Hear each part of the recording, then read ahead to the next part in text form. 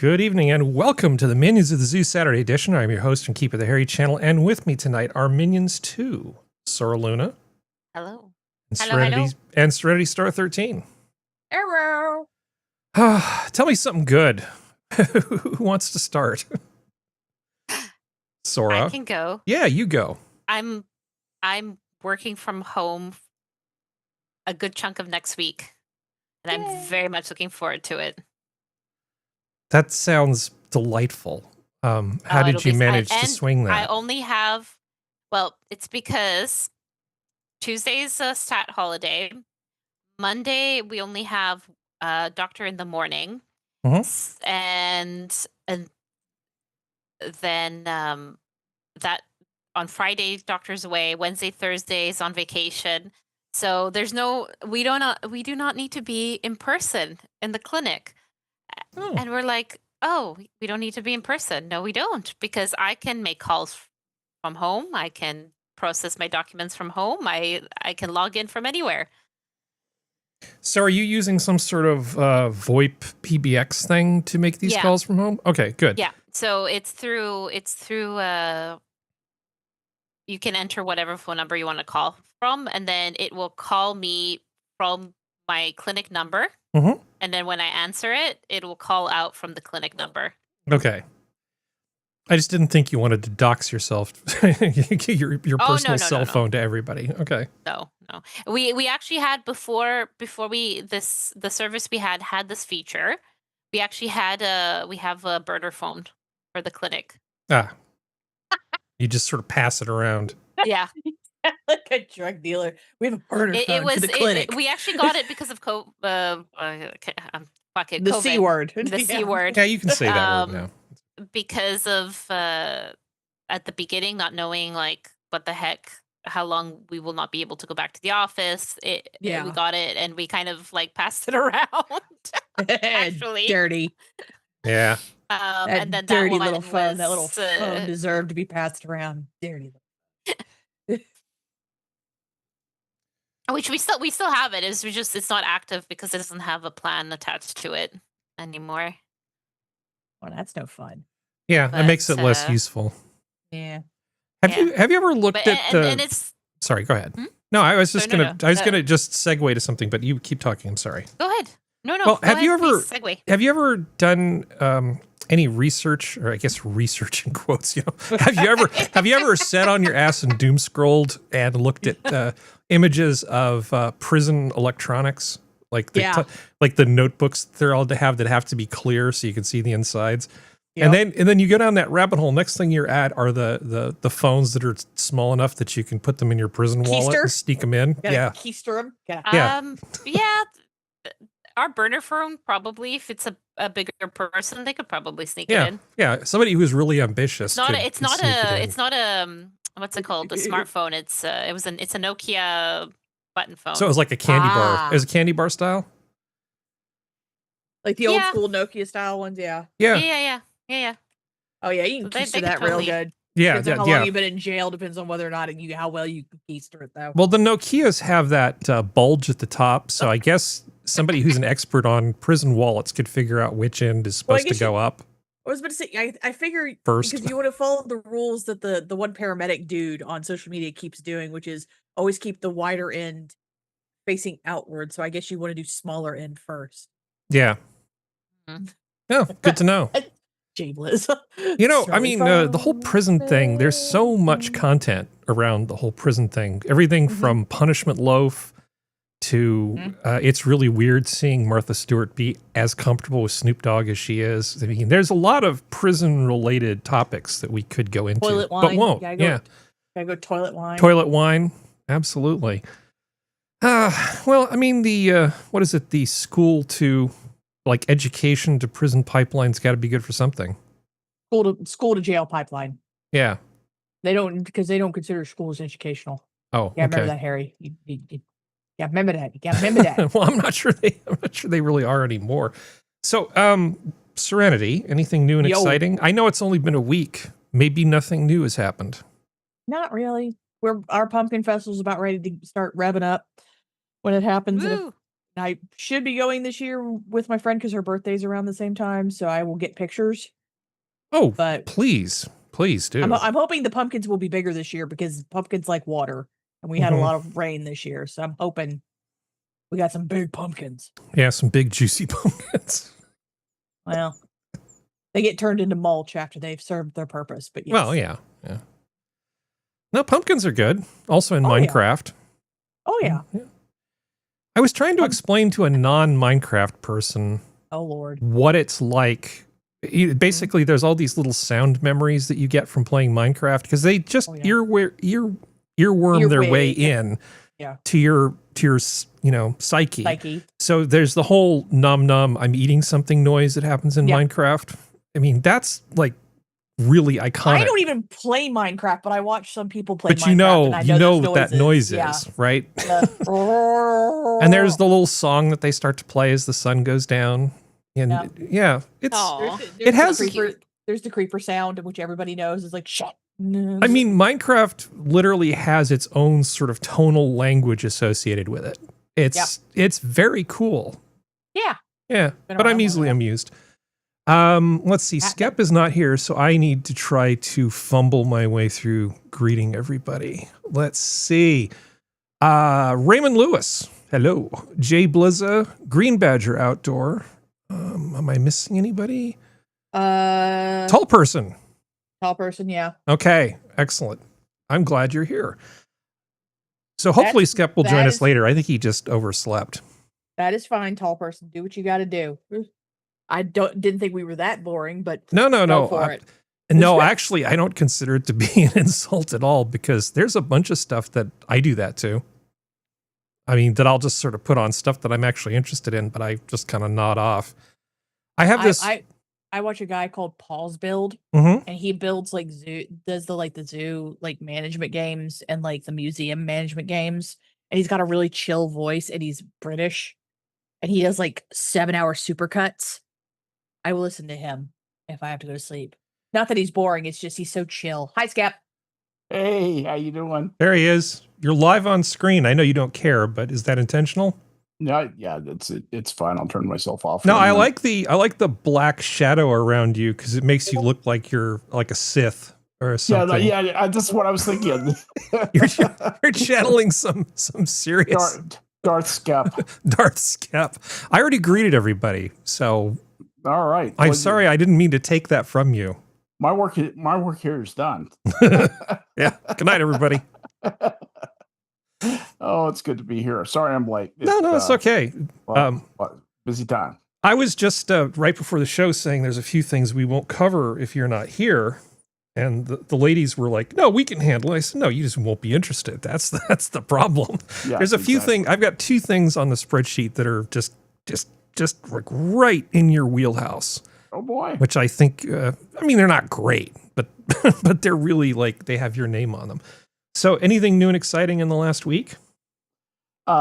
Nothing too much, mostly running around, getting ready for some upcoming family things. And of course, my dad's birthday is October 31st. Outstanding. He'll be 98. So yeah, I kind of like digging this Darth Skep thing. He's already setting up the party. Yeah. It's very strange with your background, the way this is looking. It kind of shifts a little, so don't move. Okay, so let me see. So you usually say, well, what did you do, Harry? That's the thing. So yeah, I'm exactly. Yeah. So that I'm sorry. I'm just adjusting to being late. I'm so sorry. I'm late. No, it's okay. I'm doing too many things. So what did you do, Harry? Yeah, we're all volunteers, Skep. It's okay if you're late. What did I do? I actually did something this week. Speak to me. I told you I was thinking about getting a new motorcycle. Yeah. And I was looking at the Honda NC750X, which is the most boring motorcycle known to mankind. It's notoriously boring, but it gets really good mileage and all that sort of stuff. Yeah. I had to drive to Modesto to take a look at one. Nobody goes to Modesto intentionally, but I did it, and it was kind of a haul. So I go to this thing, and I throw a leg over it, and I swear that seat was designed by Torquemada or Mapplethorpe maybe designed that seat, because it really was like a type of gentleman's area torture. It was almost immediate that I said, this is not going to happen. This is just nope. Man. Hard no on any of this. So I thought about it for a bit and said, well, I could just be doomed to sit in traffic and never lane split again. That's an option.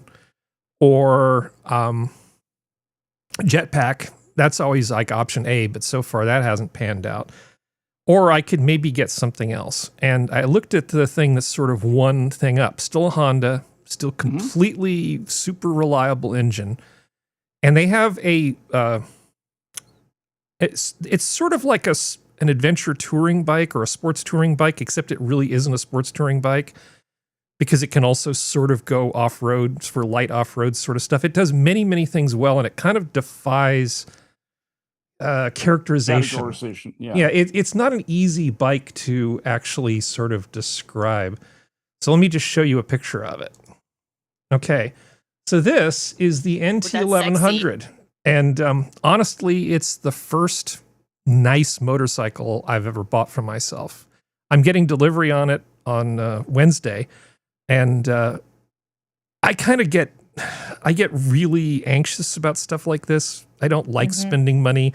I don't like making these choices. And I had to just go, okay, look, this is just you talking yourself out of having something nice. Don't do this. Just, just sign the papers. Don't think about what you're signing the papers for. Pay somebody to deliver it, because the owner's manual for this bike is about 260 pages long.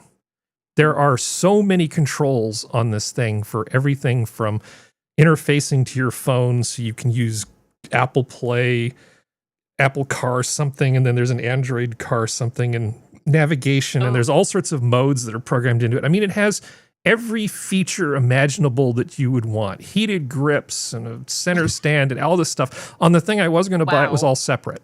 And by the time I added all that stuff to that other bike that has the gentleman's area torture feature, it would have cost me almost as much as this bigger one. Really? The insurance is a little dear on this one because it's like 100 and something horsepower. It's like a little over 100 horsepower. It's funny what makes sense, doesn't it? Yeah, it is funny what makes sense. So it's enough horsepower that I need to give it some serious respect. Yeah. But I'm buying myself something nice for the first freaking time in my life. What's the horsepower rating on the big one? This is 102 horsepower, and I think it's 79 Newton meters of torque or some ridiculous number. I mean, it's got so much torque. Meters. Yeah. Yeah. It's a lot. It's a lot of torque. So it's going to go really fast off the line. And the thing about the automatic is, it's not that I can't shift. It's just, if you've spent time in stop and go traffic, like hours at a time, for a week, you just understand that sitting there and feathering a clutch for hours at a time is not my idea of fun. Yeah, exactly. And it's actually still narrow enough that a little lane split, but it's a leader bike. I've never owned a leader bike. This is twice as much horsepower as I've ever had, Skep. Really? I thought you had more powerful bikes. No, I don't. I buy things that are manageable and dorky and not cool. So I guess I get to be kind of cool now. Yeah. But I really do want to put, I mean, this is a gentleman's bike. It has, well, it's definitely a bike that's common for European gentlemen between 40 and 60 years old. That's sort of the target demo. But it's kind of got a badass look to it. It's actually a pretty nice bike, and that's a really nice color of blue in person. Yeah. Yeah, it's going to be fun, and I do hope that I can at some point. Okay, so things that I get for free, it's like really good value. I get heated grips. It's got like super sophisticated, like lean accelerometer stuff that factors into the cornering ABS. It's got different programmable drive modes, so you can actually tune in how much power, how much traction control, how much engine braking you get. You can program all that stuff in. It's just got so many tricks up. It's got cruise control, Skep. I've never had a bike with cruise control. All I ever get is carpal tunnel, buzzy, neuropathy hand is what I get. I don't cruise control. What the hell? The cramp hand. Yes, the cramp hand. Oh my God. Yeah, it's just the worst. So now that I've kind of come to terms with what I just did, bought myself a proper, actual, nice motorcycle. I'm really looking forward to getting this thing, and I think it's going to be a lot of fun. What kind of time frame do you think you'll be getting it on? Oh, I'm getting it either Tuesday or Wednesday. Oh, excellent. Okay, so and I'll be picking it up near my office and driving home with it this next weekend. So I will be arriving here and doing the show next week, fresh off the bike. So it should be fun.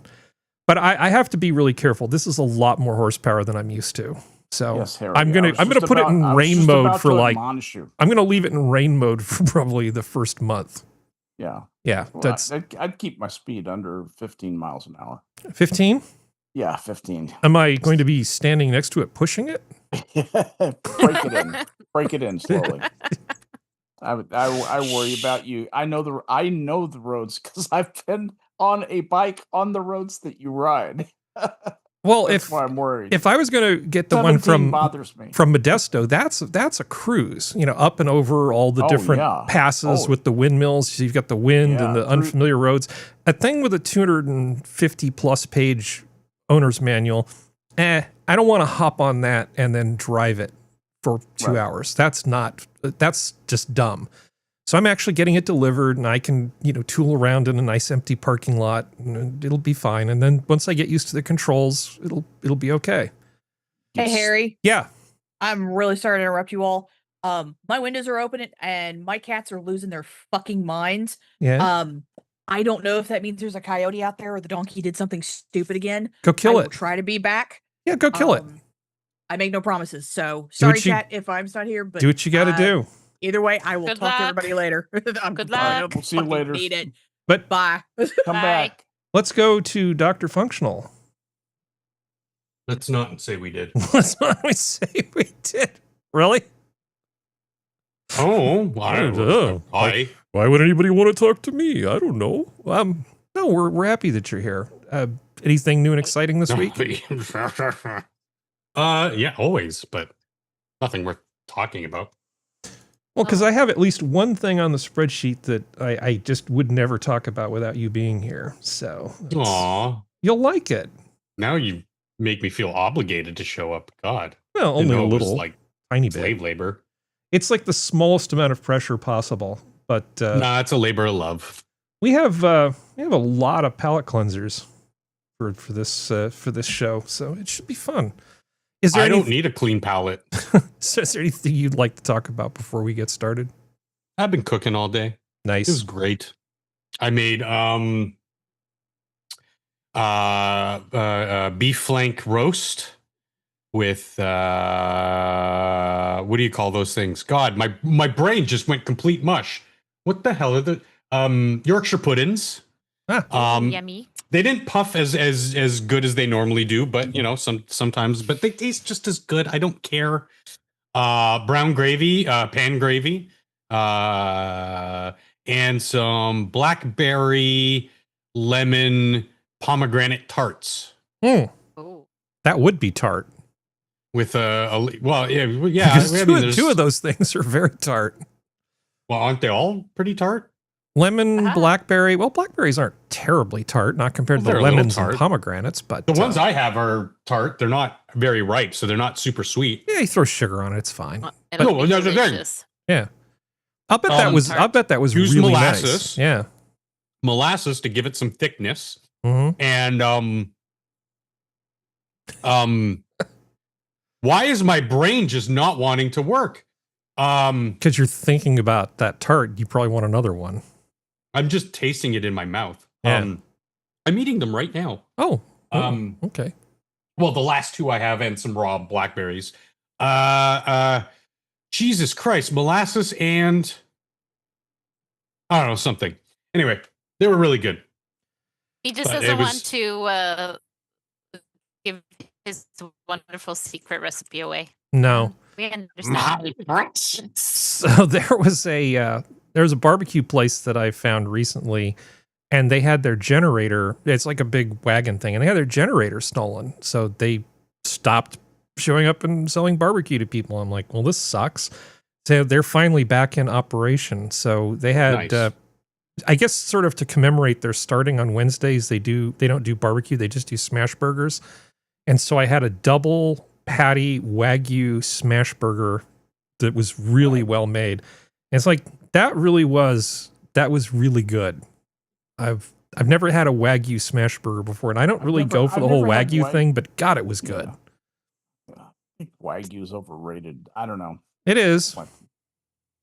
It is. I think it depends on how you have it. I had it as a sashimi, and holy shit, that was amazing.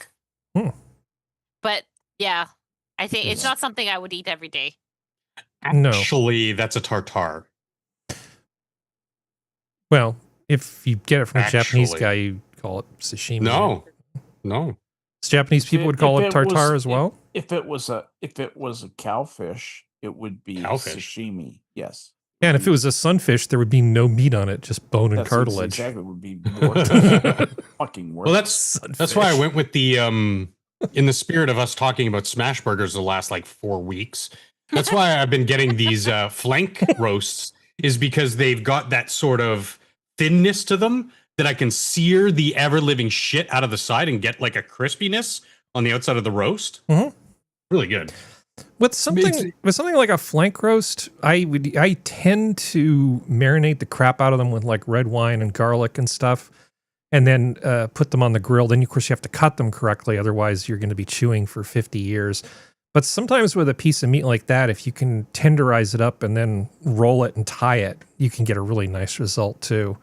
There's a lot of things you can do with a flank roast, and there's good flavor on a lot of those pieces of meat. Flank roast has one of the best flavors for meat. I rank it right after New York steak for sure meat flavor. Yes, exactly. So rich. Yes. That's why I like searing the hell out of the one side, so you can get that crispiness. Get the Maillard on the in just to sear it in. I'm with But then I put it in the slow cooker for about 2 hours. Sorry, chat.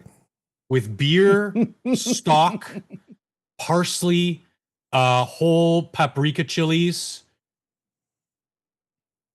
and and obviously when I seared it off, just kosher salt and pepper, and then use the liquid, put it through the cheesecloth, and the pan drippings, reduce that even further, and then use that as sort of like it was like a beef dip almost, right? So sliced it just fine. And yeah, Harry, sometimes I wonder how it's going to come out, if it's going to be a little was not chewy at all. Yeah. Excuse me. It kept its structure, but the second it passed your teeth, it would just melt on your tongue, buttery. Amazing.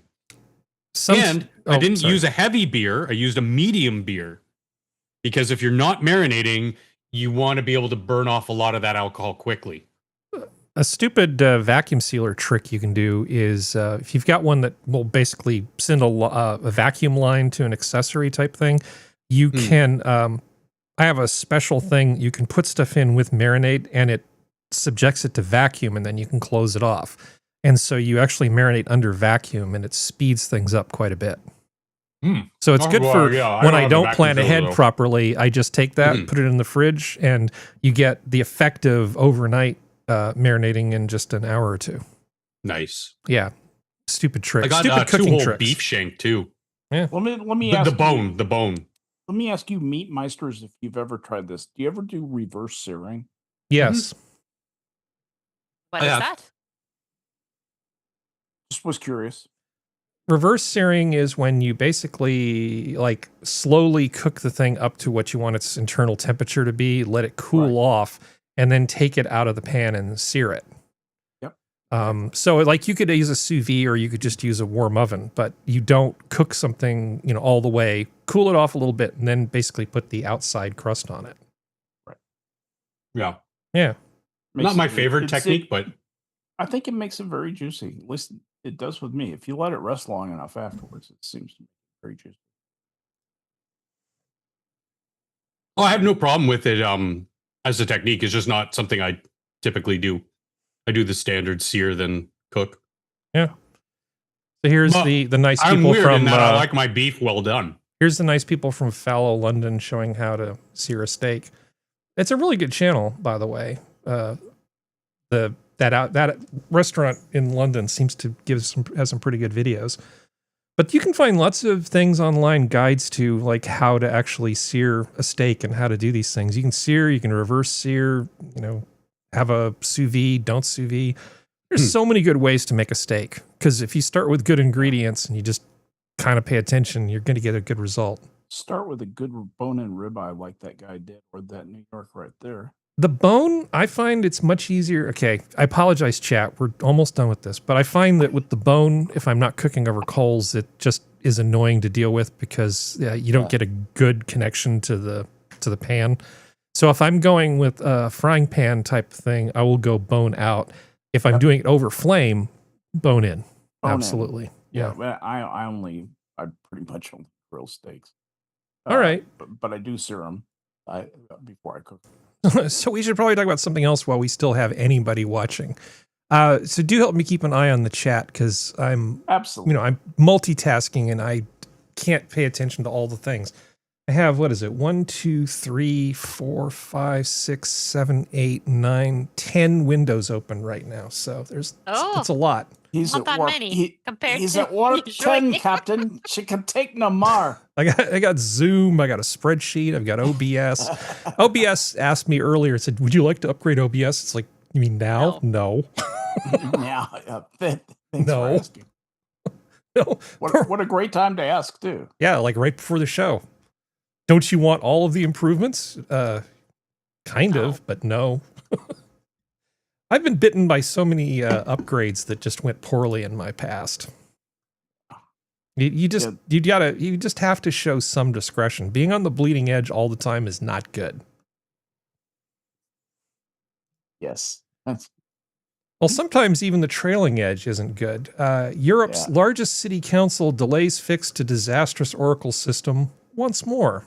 Disastrous Oracle system. Yeah, Europe's largest local authority has delayed the introduction of a vital income management system amid confirmation that total spending on a disastrous Oracle implementation could hit £170 million. That's $230 million.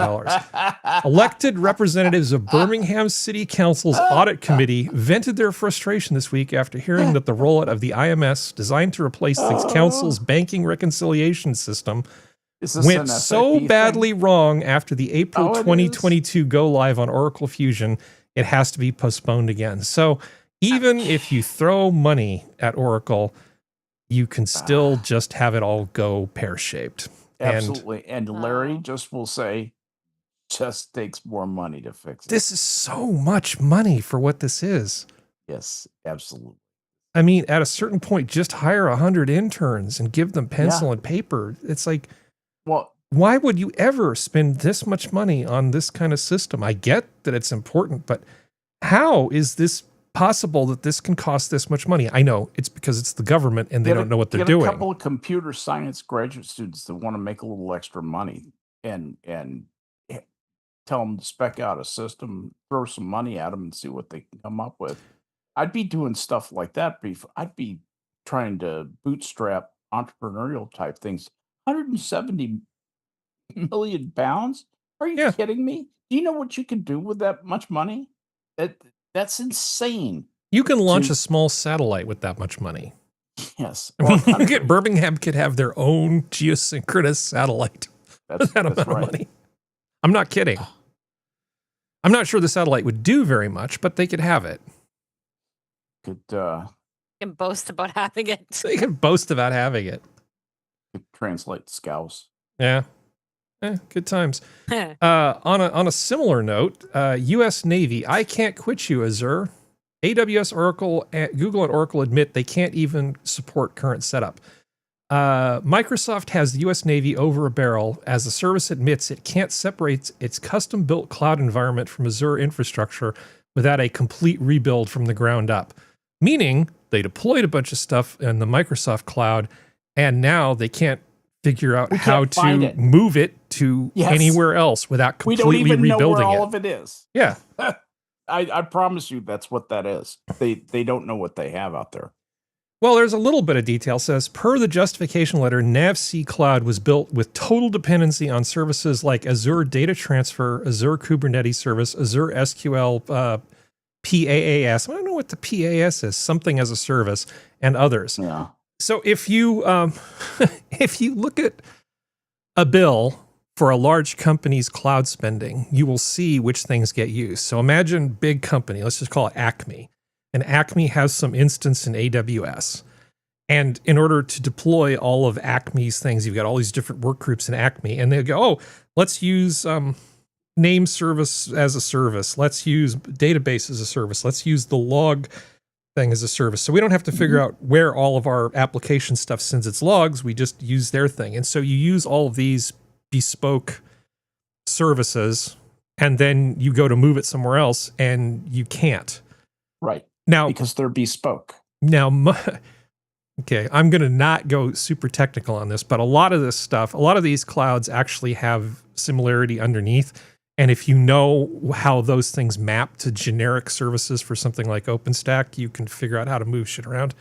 But Navy probably hasn't figured that stuff out yet, because No, almost they don't have people almost who do all it. of these things, I can assure you, have a very similar implementation with a slightly different name.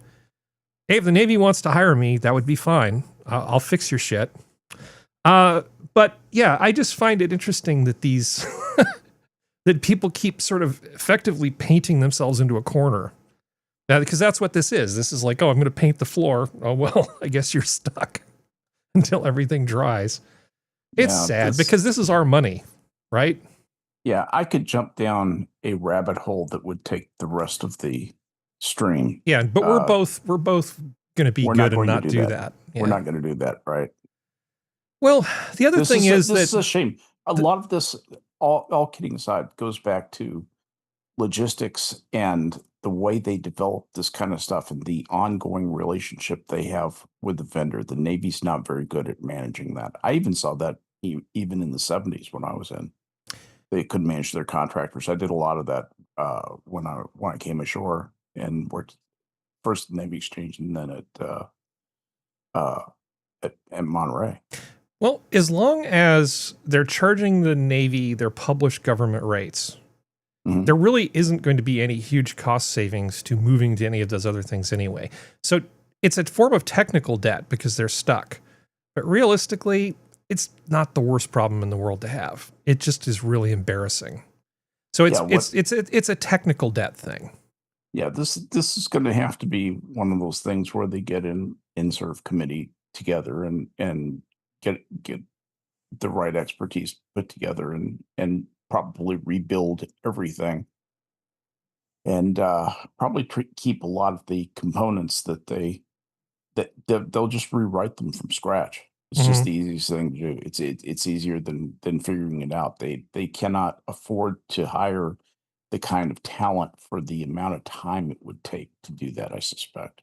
Just guessing.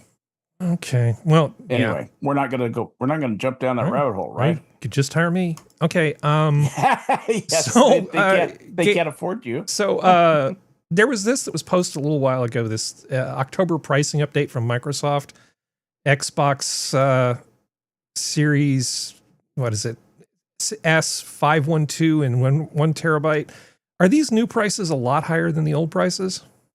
Those of you who play games, or any of you console gamers? No. We Console don't peasants. associate with that rabble. The console peasants. Well, this I feels... mean, sorry. it doesn't seem that I expensive. can't even read it. No, well, I don't know. yeah. Well, I know that when I was in motorcycle land, I was talking to, well, I was being an E in my Myers-Briggs, and I was just talking to people. And so one of the questions I was asking was about the motorcycle business, and then the whole tariff thing came up. It turned out Honda's just been eating the tariffs and not passing it along to the consumer. They're the biggest motorcycle company in the world. They can do that. But I get Kawasaki was passing it on and then realized that their sales went to almost zero in the United States. And then they said, well, maybe we should do what Honda's doing and just sort of eat it. So it is obviously a problem. I mean, tariffs are not a great thing for anybody, but that shows something about the way the prices work. If you raise the price of some of these things by 15 or 30%, people just stop buying them. Here's exactly. What happened was the tariffs created an artificial situation where you suddenly had cheaper substitutes, and the price elasticity of demand kicked in, and demand collapsed. When the alternative prices were, that made enough of a difference to the market. The other key factor is that people's response to prices often changes when they perceive the price changes as temporary. Yes. So sometimes if, like, for instance, the price of fuel goes up, you go, oh, this is just temporary. I'm still going to buy this giant truck because it's bitching, right? I'm still going to buy the thing with 6 wheels that gets 8 miles to the gallon. And they won't change their long-term buying habits because of this. But for a short-term price increase on something that's a luxury good that you don't need right away, this is just pure poison, because you're just like, I'm just going to wait this out and then I'm going to buy it when it goes back down to the price I expect. So what they think is that that market is just so trigger happy that they'll just pull the trigger on this, and they're not elastic at all. If the price if the price stays like this for a long time, I don't think it will matter that much. People will just start buying them again at the higher price and then just complain about it. Hey, remember when we were kids and you could get a console for $299? Yeah, those were the days. I don't know if they sell them below the profitability line, they'll sell themselves out of business. Where sales just stay slightly below profitable. And just make it up on volume. Yeah, lose money on it. You're probably wondering how we make money. Yeah, volume. Yeah. Okay, Functional, you still with me?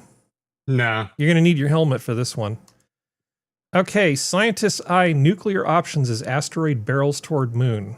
Remember there was that asteroid that was potentially going to hit the Earth? And they finally figured out, yeah, okay, it's not going to hit the Earth when it comes back around, but it might hit the moon. About a 4 or 5% chance. It varies depending on which day you're asking. That could be pretty exciting. Well, it could be worse than... No, it wouldn't be worse, but definitely depending on the vector at which it hit the moon, and if it broke off a chunk of the moon, depending on its velocity. Nah, it's not gonna do that. But it could send a bunch of rocks hurtling our way. That's just what I said. Oh, but you said break off a chunk of the moon. It's like, no, not that. Like, if it's going to hit the moon. Yeah. Chunks of the moon. Okay. Little chunks. Then we have fondue. Chunklets. Yeah. But I love the fact that we live in this time now where people are saying, well, hey, why don't we just nuke it? Nah, let's just let oh boy, the universe play out. Such a collision could have devastating consequences for satellites and astronauts in space, prompting a group of scientists, notice we don't know which group, to develop plans to prevent it from happening. The asteroid made global headlines, blah, blah, blah, blah, blah, blah, blah. Okay. Nuclear disruption and option. A new, yet-to-be peer-reviewed paper proposes options to prevent asteroid 2024 YR4 from colliding with the moon. One option presented in the paper is a kinetic disruption mission to blow up their asteroid using nuclear explosive devices. Beautiful. Beautiful. The mission would include sending 2 100-kiloton nuclear devices to the asteroid, with each being 5 to 8 times more powerful, blah, blah, blah, blah, blah. Yeah, we know what kilotons are. I think this is officially the first time supposed experts have actually seriously said this, because we've all joked about it, right? But this is the first case where somebody's going, should we? Maybe. But are they experts or are they experts? Yeah, you know how the word expert is used these days. Yeah, that's why I asked. Yeah, are they just really good at schmoozing and they've got some really nice PowerPoint slides, or do they actually know what they're talking about? Or are they like Harry, hippies who are like... What is the effect of a 10 kilo or a 1 kiloton device on an asteroid? What's going to happen when that goes off in space? Well, obviously, it would depend on whether you did it near it or on the surface of it. And if you look at the effects of a nuclear device, there's heat, there's the shock wave. Of course, there's no atmosphere, so let's set that aside. But there's a bunch of energy. A bunch of that energy is not going to go into anything that's going to affect the trajectory of that asteroid. Exactly. Is the main thing. That's where I'm going. Yeah. What the hell? Let's just nuke it anyway. I mean, and it'd be fun be fun to do because it'd be a beautiful explosion, probably some wonderful colors. Yeah. Probably want to do some. You know what else mushrooms. was fun? That time when we detonated one in the upper atmosphere? Was it Project Starfish? Yes, Project And they ended up Starfish. EMPing everything from Hawaii to Guam. They did that. Yeah. Good Yeah. times. Yep. They fried a bunch of ships' radios. Yeah. Yeah, that was sort of unexpected. Yeah. Yeah. That made people very happy that they remembered how to do their celestial navigation. So we're really short on animal stories today. I don't have a lot. I have this for you, Sora. Okay. Let's turn the sound on. Tax squirrel are up in parts of San Rafael, California, that is north of San Francisco. They were posted after at least 5 people were attacked in the neighborhood. Victims say the squirrel came out of nowhere. Look at those wounds. And they say those wounds sent several people to the hospital. Yeah, this sounds like Aw. the squirrel is not physically well. You really need to have a doctor get that looked at. Squirrels don't normally attack people. I mean, at least Well, I'm pretty sure. What did those people do to the squirrels? I want to know. Yeah, that's a good question. But I like the poster that they put up with this picture. That's an attack squirrel. Yeah. He's coming Oh, for that's you. great. Yeah. He would cut a bitch. I think the sea otter that was like camping out on people's surfboards was a better story. But attack squirrel, that'll do. I like attack squirrel. That'll do. I like the muscular squirrel. Squirrel has some guns on him. Yeah, he's swole, I think as the kids would say, right? Swole. Yep. Yeah, no Swole. cap. No cap. No cap. So I have this filed under Imagine My Shock because this article seems to resurface every year about this time. Bay Area scientists find even more reasons to hate daylight savings time. And as far as I can tell, they're pretty much the same reasons.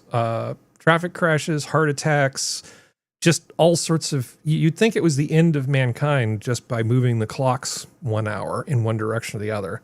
But it does sort of just put everybody off a little bit. And so over a large population group, you're going to see some differences. I would be happy to get rid of daylight savings time. Oh, hell yes. Yeah. Anachronism. Yeah.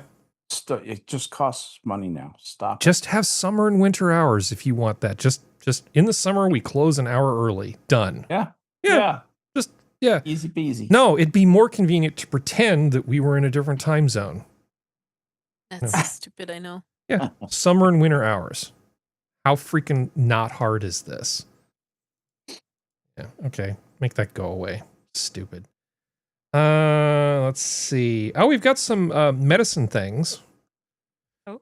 So I assume you guys heard about the announcement from the White House about Tylenol and pregnant women. Yes. Yes. Do you do you have an opinion about this, Sora? You sound like you have an opinion. I can't tell for sure. I don't know. I just right now I don't have a lot of trust, especially in that if it comes out from a few more testing from other avenues, maybe it'll be interesting to listen to it. Yeah. Well, the But makers of it's Tylenol hard. don't recommend they've it. Don't recommend Yeah, it. they've been hard. saying that for 35 years. Sorry, Sora. Go ahead. It's hard to put a lot of anything to someone who cannot pronounce acetaminophen. So Paracetamol to you. No, you have acetaminophen, right? Because We you're don't have North American. Paracetamol here. It's North America. We have acetaminophen. Howdy, blue-eyed scream. Oh, Mr. Yeah, I don't Yes know. is I here. don't care. I Yeah. asked my mom, out of curiosity, my mom about it because of the two of us, she's the one who had a pregnancy, and she Mhm. said, "Oh, I never used it all through my pregnancy. I didn't need it. I had no problems." So anyway, that was Yeah. my You know, the only thing talking I had to heard, someone. the only thing I had heard about with this was that Tylenol, was useful in preventing pregnancy. You hold it between your legs. Yeah, exactly. Hold it between your knees, I saw squeeze together. that joke coming. No, I thought that was Yeah. an asprin. That too. That's an aspirin. That too. Yeah. Well, I'm big on Team Aspirin, and I've made my biases very, very public as far as this stuff goes. But there is an article. Those are good biases, Harry. You are absolutely right. I took some aspirin today. It was great. I take it every single day. And you know what? Still here.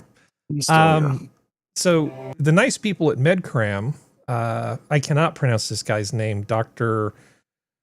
Roger Shemp, MD of MedCram, explores oxidative stress and its relationship to autism and Tylenol. So he actually, if anybody cares enough to look for it, go to the MedCram channel and you can watch their video on Tylenol and autism, because he actually breaks all this stuff down to talk about, well, what does the evidence look like?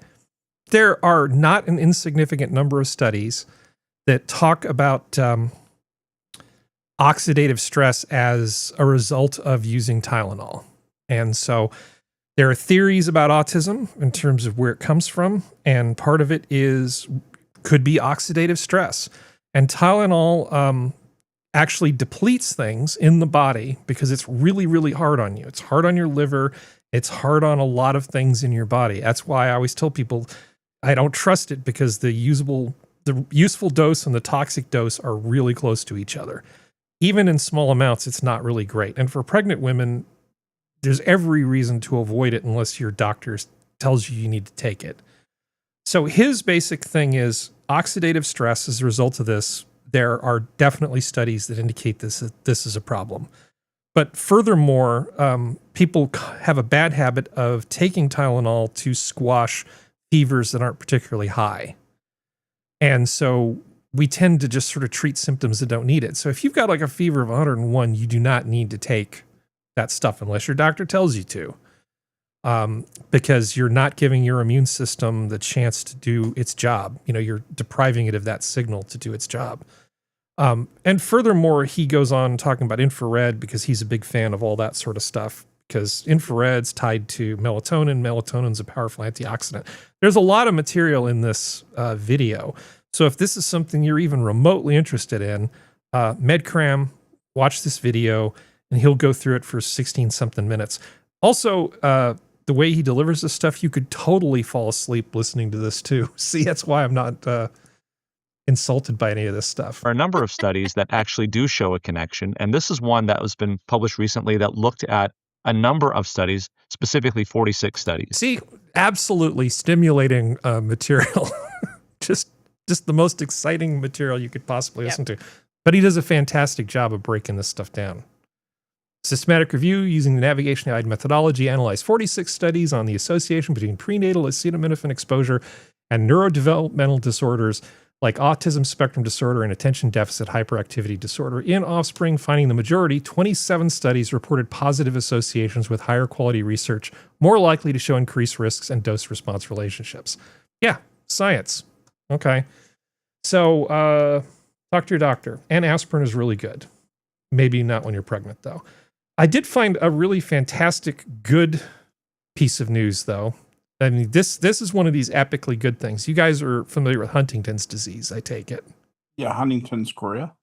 It's an absolutely terrible, terrible, terrible disease. Yes, it is. If one of your parents has it, you have a 50% chance of inheriting it, and it will kill you. It basically takes your body in your 30s and destroys it in front of you and just leaves you, it's an absolutely terrible disease. Well, somebody has actually been able to treat it for like the first time. That. Absolutely. So essentially using gene therapy, they were at least able to halt the progression of it substantially. That's huge. So these people who normally would be looking at a death sentence in 10 years might be able to have a more or less normal, healthy lifespan. You'll start to see more and more of these types of diseases have progress made on them as they start to unravel the genetic implications behind them and find some different approaches. Some really new approaches. Taking so amazing stuff. Data shows that disease was slowed in 75% of patients. The new treatment is a type of gene therapy given 12 to 18 hours of delicate brain surgery. So fantastic, fantastic. We definitely want to see more of this stuff. This is just the most awful disease. And knowing that you have that particular gene, it's like, people say, would you like to know when you're going to die? And most people say, no, I don't want to know that at all. I mean, I'm one of those people. I wouldn't want that hanging over my head. Well, people with Huntington's have that hanging over their head. The answer is like 35 or 40. So helping these people, I think, is an absolutely fantastic thing. All right. Look for more. Yeah. Let's see. California issues historic fine over lawyers' chat GPT fabrications. So, Oh, God. Okay. yeah. In summary, the Court of Appeals said 21 of 23 quotes in an open brief were fake. State authorities are scrambling to grapple with the widespread use of artificial intelligence. A California attorney must pay a $10,000 fine for filing a state court appeal full of fake quotations generated by ChatGPT. The fine appears to be the largest issued over AI fabrications by a California court and came with a blistering opinion stating that 21 of 23 quotes were, from ChatGPT. It also noted that numerous out-of-state and federal courts have confronted attorneys for citing fake legal authority. I think it should be more than 10,000. I don't think that's got enough sting to it. Now, are they finding the lawyer itself or the firm? The lawyer itself. He may be one and the same with the firm, but it says a California attorney must pay. So, I mean, he could be, a one-person limited liability partnership with himself. They have very fruitful meetings each year. So, but I mean, this is obviously a problem. First of all, he thought he could get away with it. God. Yeah, ChatGPT is hot garbage. I say fine him $100,000 because I don't feel like 10,000 really sends a real lesson.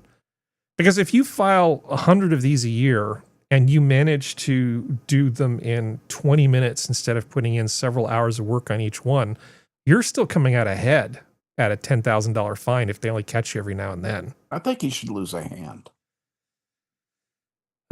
Maybe. Yeah, maybe. They're getting Sharia courts in Minnesota and Michigan. Those are the good ones, right? Yeah, those are just the civil alternative. They're not weak on crime. No, yeah, they're not criminal yet. They're just civil. But yeah, I get this feeling we're not going to get Serenity back. No, probably not. Okay. Let's see. So, oh God, stop it. Go away. So rodents prevail in rat race. New York City's rat czar resigns from post. Yeah, you remember Eric Adams appointed a rat czar to try to combat the rat problem that they were having? Well, they gave up. They just said, "All right, we have a thankless, impossible problem with no funds, and we want you to be in charge. Fix it." I have a feeling she was about as effective as Kamala Harris was at fixing our border situation. Yeah, our borders are. Yeah, our borders are Kamala Harris. So I figure this means Nigel 1, New York City 0. Yeah, I would say so. If you've got a rat problem and then the people responsible for it are just quitting, that seems like a forfeit. And the rats basically win. Yeah. Yeah. Yeah. King Rat. Yeah, King Rat. James Clavell novel. So did you guys see the thumbnail? Didn't pay much attention to it. I have not, no. Okay. Sorry to say. So I talked about the American roadway. So from this article in the Public Domain Review, there is a huge collection of photographs that essentially shows America from the roadside that recently was donated and placed into the public domain. So the picture that I have in the thumbnail is this one right here, which is a classic. Biscuits and gravy. Yeah, who doesn't love that happy bastard? that biscuits and gravy thing. Cinnamon apple pie. Yeah. Yeah. I'm stopping. Yeah. Oh, I like that one. Which one? The rooster. Oh. The rooster. Let's see. Yeah. Well, he's a dapper gentleman. Look there at is a him. whole huge collection of this stuff. So the culture of American road has been much celebrated and much criticized. Lawrence Ferlinghetti saw the rise of the automobile and the construction of the interstate system, which began in the 50s, as a new form of punishment inflicted on the populace. Yeah, see, he just doesn't, he just wants to be a big ruiner. Driving in their cars, strung out citizens were now, and it's like, yeah. So that's not the guy that we're actually talking about. What we're talking about is the architectural critic and photographer John Margulies, on the other hand, saw there could also be homemade beauty in the buildings and signs locals built on their American roadside. For almost 40 years, he documented the most remarkable examples he found, publishing some of his discoveries in books and consigning the rest to an archive which has been purchased by the Library of Congress, who, in a wonderfully gracious move, have lifted all copyright restrictions on the photographs. Yeah. So all of this stuff, this huge collection, 40 years worth of work by this photographer, you know, some examples here, is now in the public domain. Oh, and nice. I think this is good. I mean, Yeah, I I love think that's stuff like this. wonderful. Big I do Fish too. Supper Club, Route to Yeah, that Benham, makes me Minnesota, happy. 1980. I mean, it's a supper club. They serve Yep. fish, and it looks like a giant fish. Yep. It's Yeah. great. That's pretty great. I like that. And then he said that there were a lot of fake windmills in these photos. So, you know, you've got lots of fake windmills, you know, the occasional anthropomorphized That's chicken. That is a fake chicken. That is a fake chicken.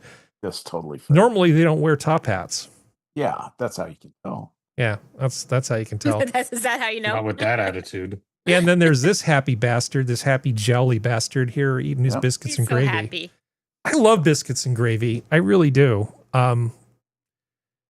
The Jolly Channel, where those English guys run around and eat stuff and then react in the most English way possible, they really did not like biscuits and gravy, and they fed it to high school students in the UK, and they all said it looked like sick.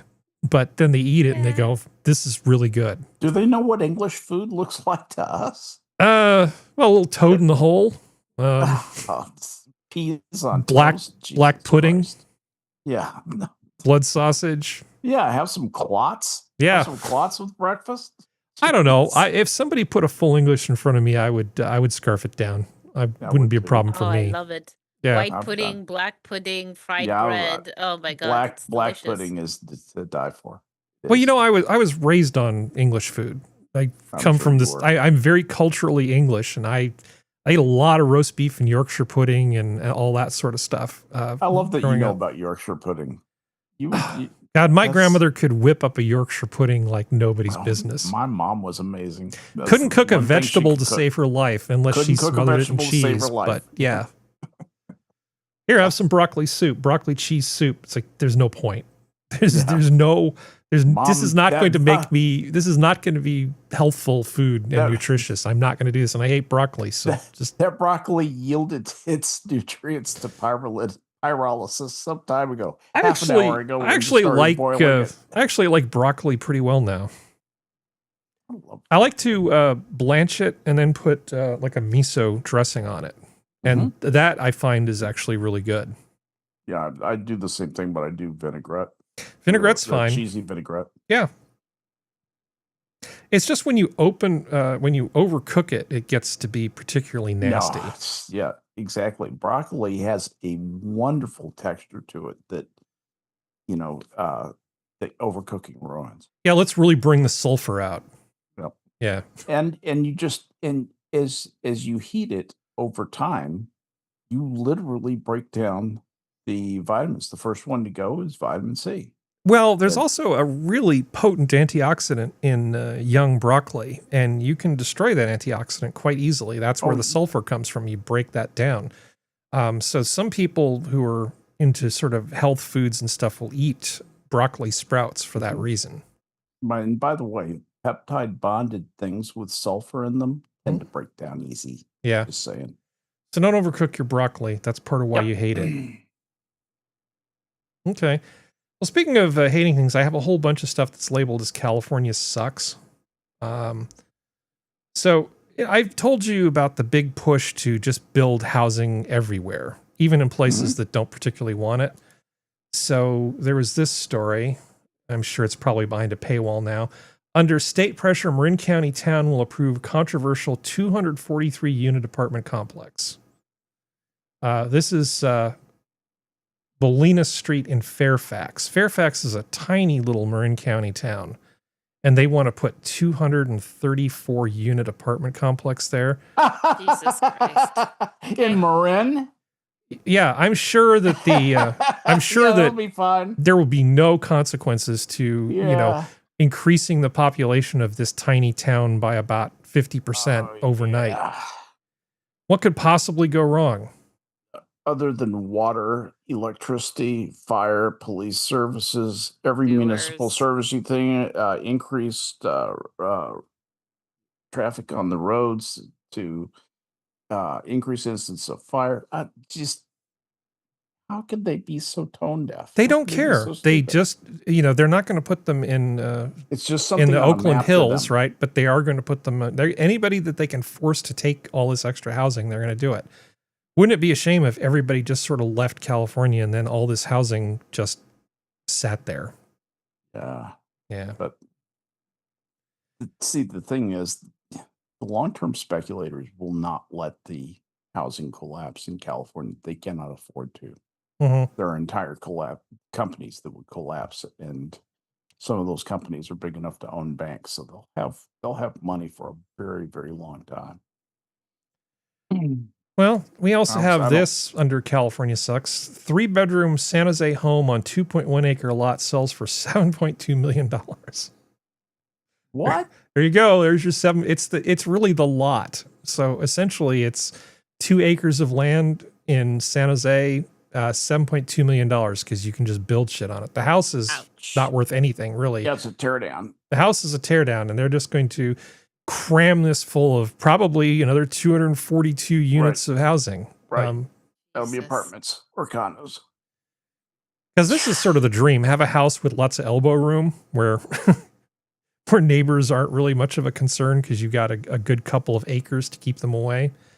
Yeah. Never have to worry about somebody playing their music too loud. I lived on 5 rural forested acres in rural Texas for 15 years. Mm-hmm. It's nice living that way. It's just the most private, most wonderful thing in the world. Mm-hmm. Had a bunch of dogs living out in our outdoor dogs living out in the woods. They would tell us when anybody came. Great stuff. It's just so much money. My God. All right. Well, anyway, California does suck. Let's see, for the 5 acres and for the 1,800 square foot house. So I have $160,000 total. Yeah, so $626,250 per square foot is what it works out to for this house. It's insane. Yeah. That's insane. So I have one of those things that might divide people. I don't think it'll divide people too badly. Let me just show it to you, and we'll get your impression. So this is going to go to Sora first. Are you sick and tired of scrolling dating apps just to get ghosted, disrespected, catfished, or trolled? So are a lot of other people. You hear things like dating in the Bay Area is hellish, awful. It's kind of where Lisa Catalano was at. She was frustrated with the apps, so she decided to think bigger than a little profile picture, way bigger, like billboard bigger.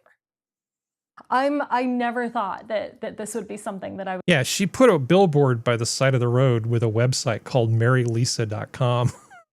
Okay. And so of course people have all sorts of opinions about this thing. I'm sure there's the typical people going, she hits the wall and then has to get a billboard, blah, blah, blah, blah, blah. And I don't want to be ugly about it. I personally don't have a problem with it. I don't know. She's her money. It's her money. She's just hustles. She's just putting herself out there. Did this in the Beverly Hillbillies movie? I don't know. Did they? I feel like this. I feel like this is from that movie. Were they trying to find like Jethro a wife or something? Yeah. Yeah. The older guy looked for a new wife or something. I mean, it's a little bit much. You're not going to attract the right people that way because you're obviously excited for the infamy, fame, whatever. But okay, it's your money.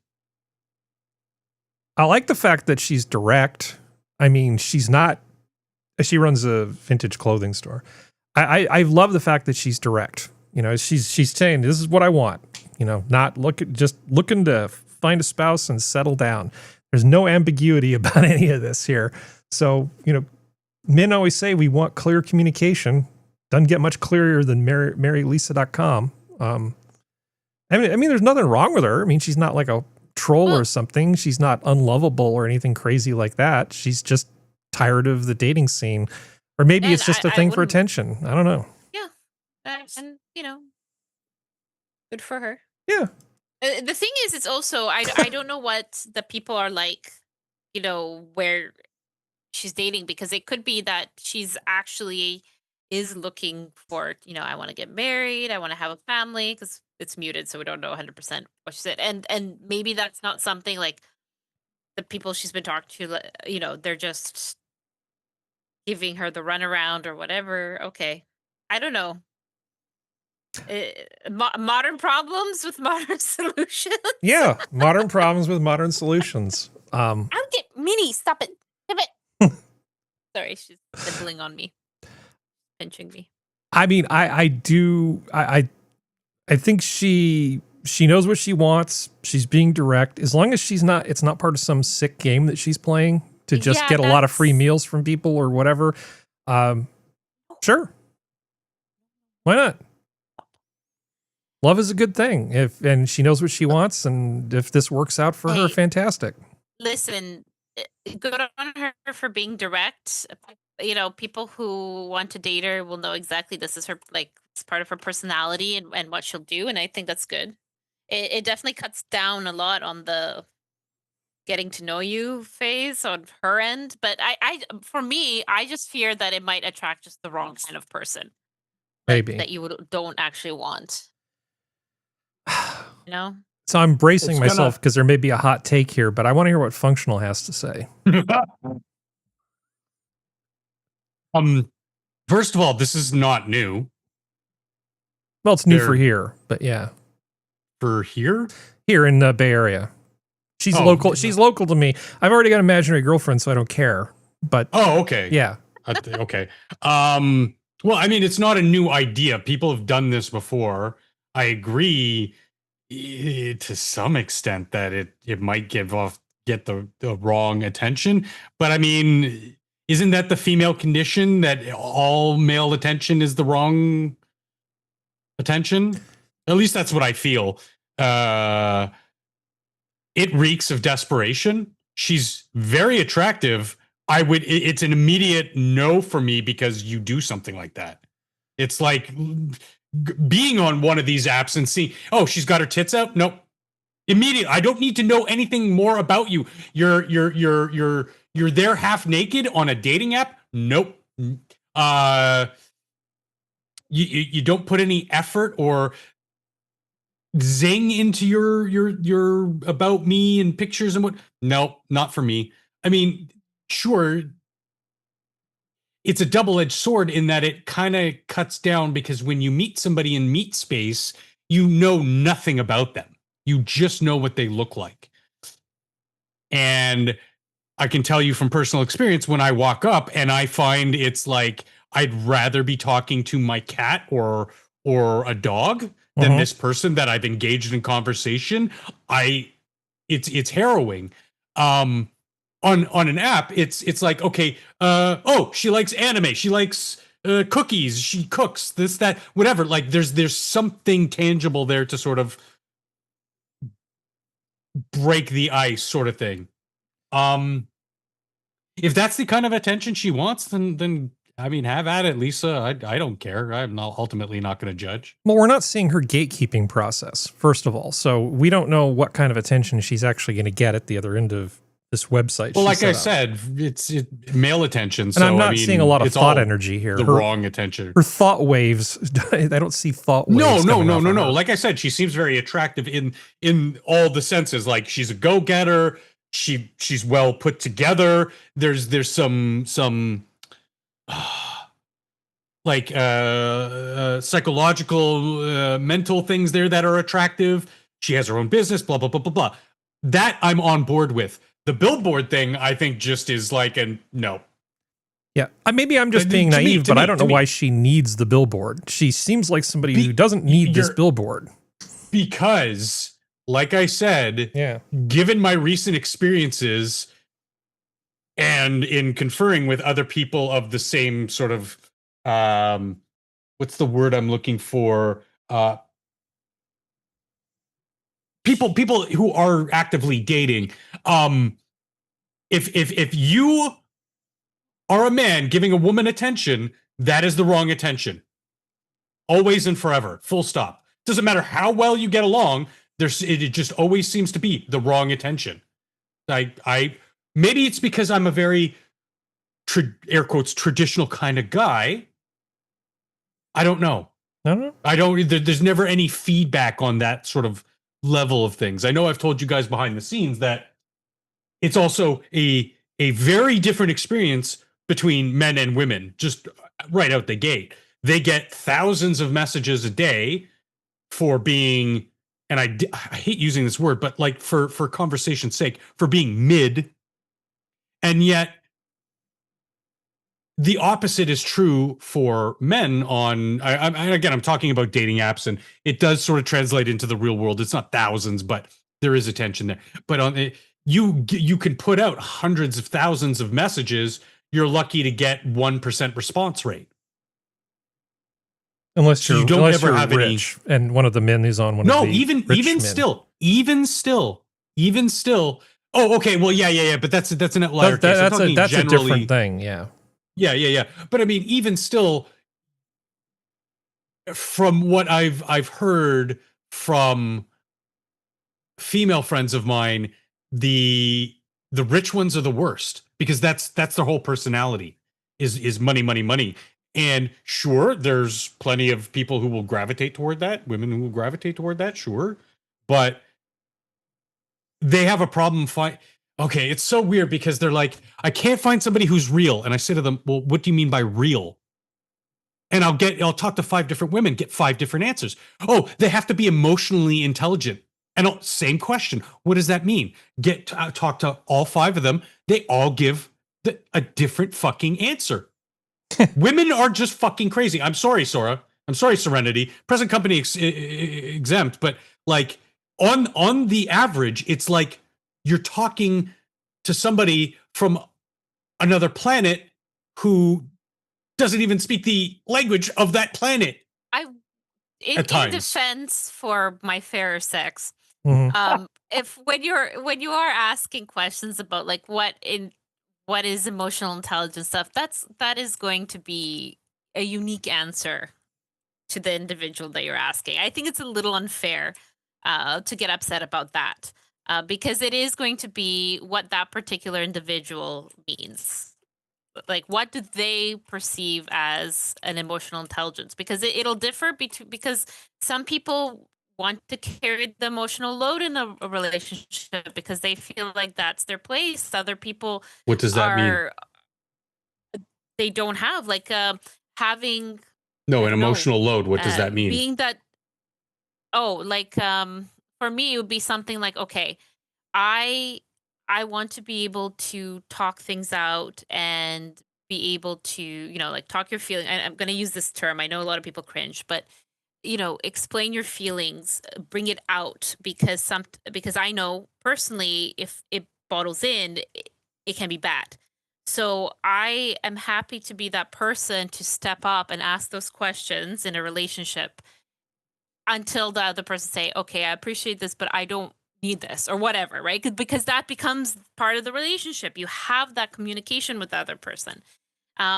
Some people don't even want to, some women don't even want to talk about their emotions either. And that's sort of like a stereotype of men, which I think is a dangerous stereotype because it takes out the emotion from the people. And then you get depression and people being quiet about and hiding emotions, which is not good either. And look what's happening, if we bring back the idea of the loneliness epidemic, etc., right? Like it's coming from somewhere. We want to be able to speak about things and emotions and mental health and all that. So maybe, you have to kind of, I don't know, be a bit more fair, I think. That sometimes there'll be individuals who are more comfortable and want to take on that role versus others. I think I should mansplain Functional's remark, or just Harry-splain, as the arbiter of things in between. I think part of the, phrases like emotional intelligence. I mean, I know what you mean because I've learned it from context, right? I have these conversations. You sort of get it's one of these things you sort of learn from context rather than a dictionary definition. But part of it is it's almost like having a metaphysics conversation. It doesn't really have an objective sort of reality to it that you can really pin it down. And oftentimes if people try to define these things, they define them using the term itself or just some other word for the term itself. So it becomes this tautology that you try to deal with. So metaphysical tautologies tend to set many men kind of off. That's part of the imbalance here. But I think, but I don't personally have a problem with the term. Like I said, you have enough conversations with people, you get a kind of a sense of what they're saying. But I think I may have cut up Skep, and Serenity is back. So was it coyotes? No, it was a possum and a raccoon getting in a fight, probably because they were both trying to get into the chicken coop and didn't get in because while possums will not eat chickens, they will eat eggs, and raccoons will eat anything.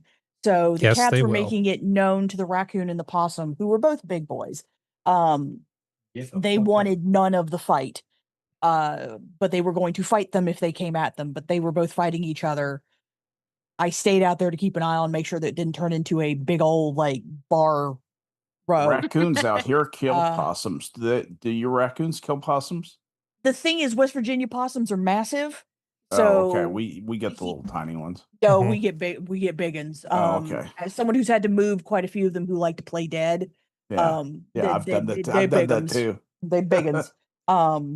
Do you pick them up by the tail, or do you use like fireplace tongs? We have a big flat shovel that I just use them to scoop them and put them down because this way I can put them down gentle. But or catapult them. I do not catapult the possums. The possums have a purpose. My first one I did with fireplace tongs because I was scared and I was just first living out there in the wilderness. I got to where I would just pick them up by the tail. Yeah, but they won't do a thing. Well, they were getting in a fight because, like I said, I think they were all trying to go after the poultry eggs, and the cats were just making it known, don't come at us, otherwise we'll kick your ass. And they were all watching it, and I just stayed out there to make sure everybody was okay and didn't try to start a fight further because raccoons don't seem to give a lot of shit about humans, but possums do. So it would at least make the possum go away. Yeah. There wasn't really any blood. It was because they're all putting on their fat and their fur for the winter around here. So it was mostly just a lot of fur flying, and there's a lot of fur in the yard, and that's about it. Roly poly. I wasn't sure what it was at first because they were both like locked in trying to like roll around and get each other. Yeah, they were doing the roly poly thing because they're too fat. Yeah. But they were just I've had that happen. So they were just, and they hissed at each other. The raccoon looked at me. I said, don't try it. And the raccoon walked away. And you speak raccoon, don't you? They understand shotgun. Yeah, they understand shotgun. It's the universal language. They understand the racking of a shotgun. Yeah. Yeah. Well, technically it wasn't a racking. I have a bolt action shotgun. But anyway, the bolt slides home and makes an ominous sound. It scares the shit out of people You more. bitch. Sorry. Sorry. Minnie did something. Minnie bitch you, didn't she? You bitch me. I'll be right back. But the bolt action scares more people because it's a deeper sound than a bolt action rifle. So they know it's not a good sound, but they don't know fully what it is. But I use it with animals because it's a lot more reliable. Because if I get knocked down, I don't have to worry about the gun going off. That's the reason why I don't like pump action shotguns. I like lever action or I like bolt. I don't like pump action.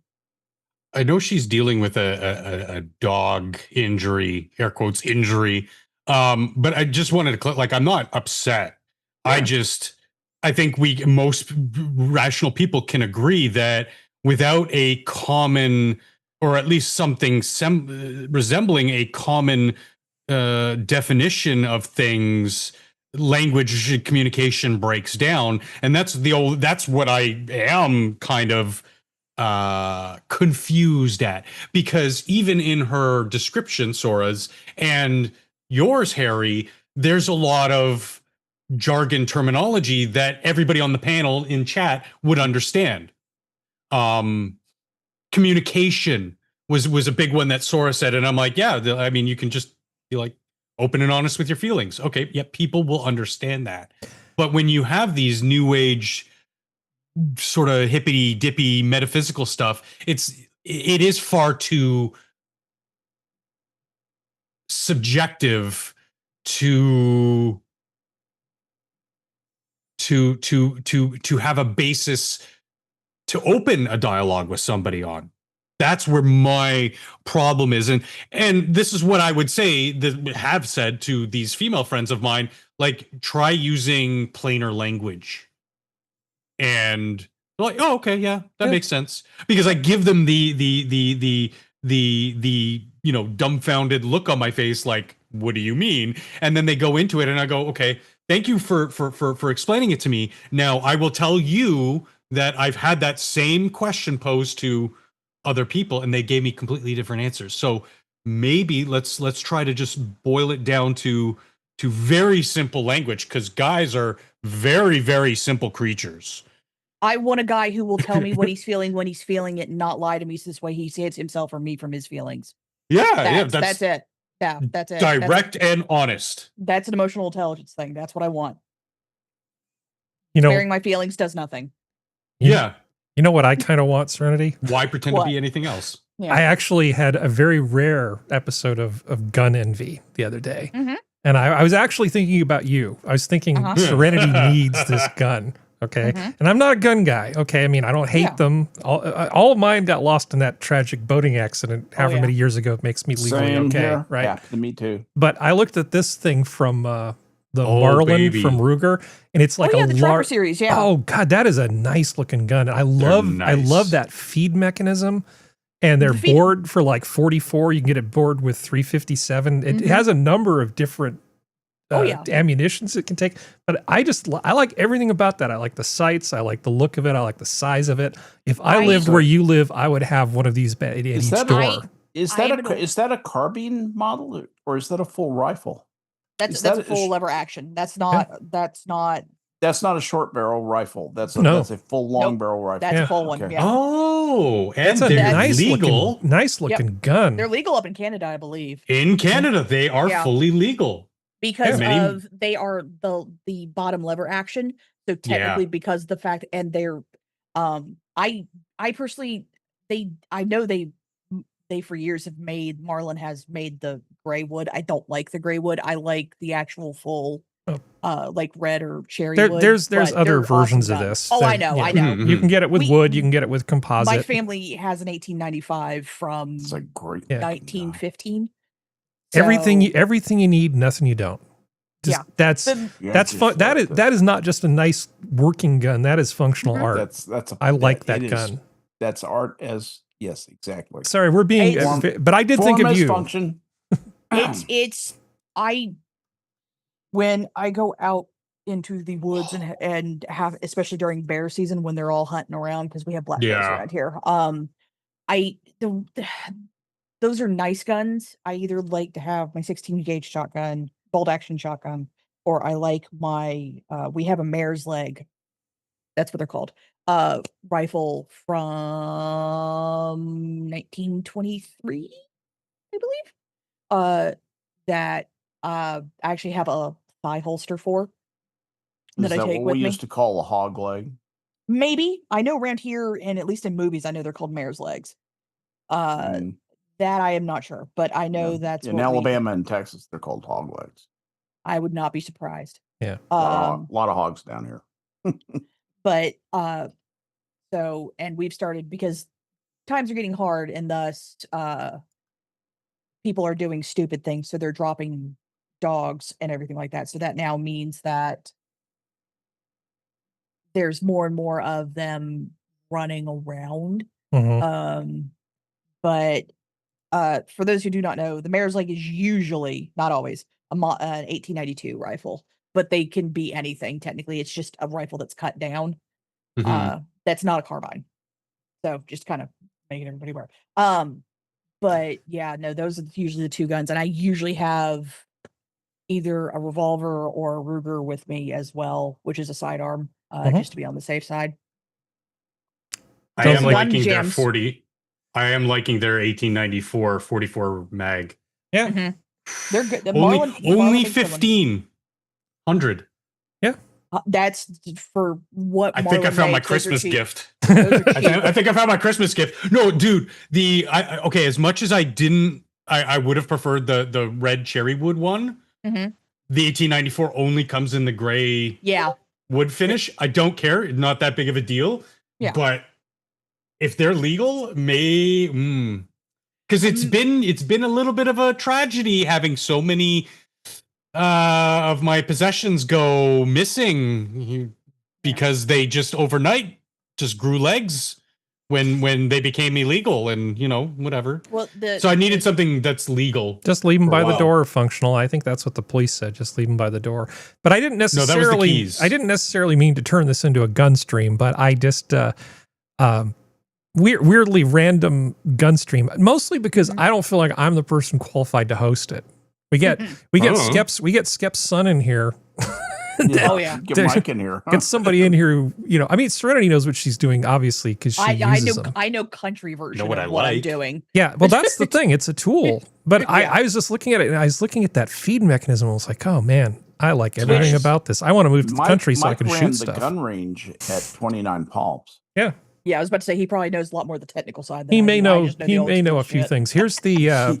He might know a few things. Here's the 1894, just for everybody's that's reference. the 357. They always do a pretty blanket pattern on the hat. I wanted to call it haft. Good Lord, probably because I didn't want to say the sh word. But yeah, no.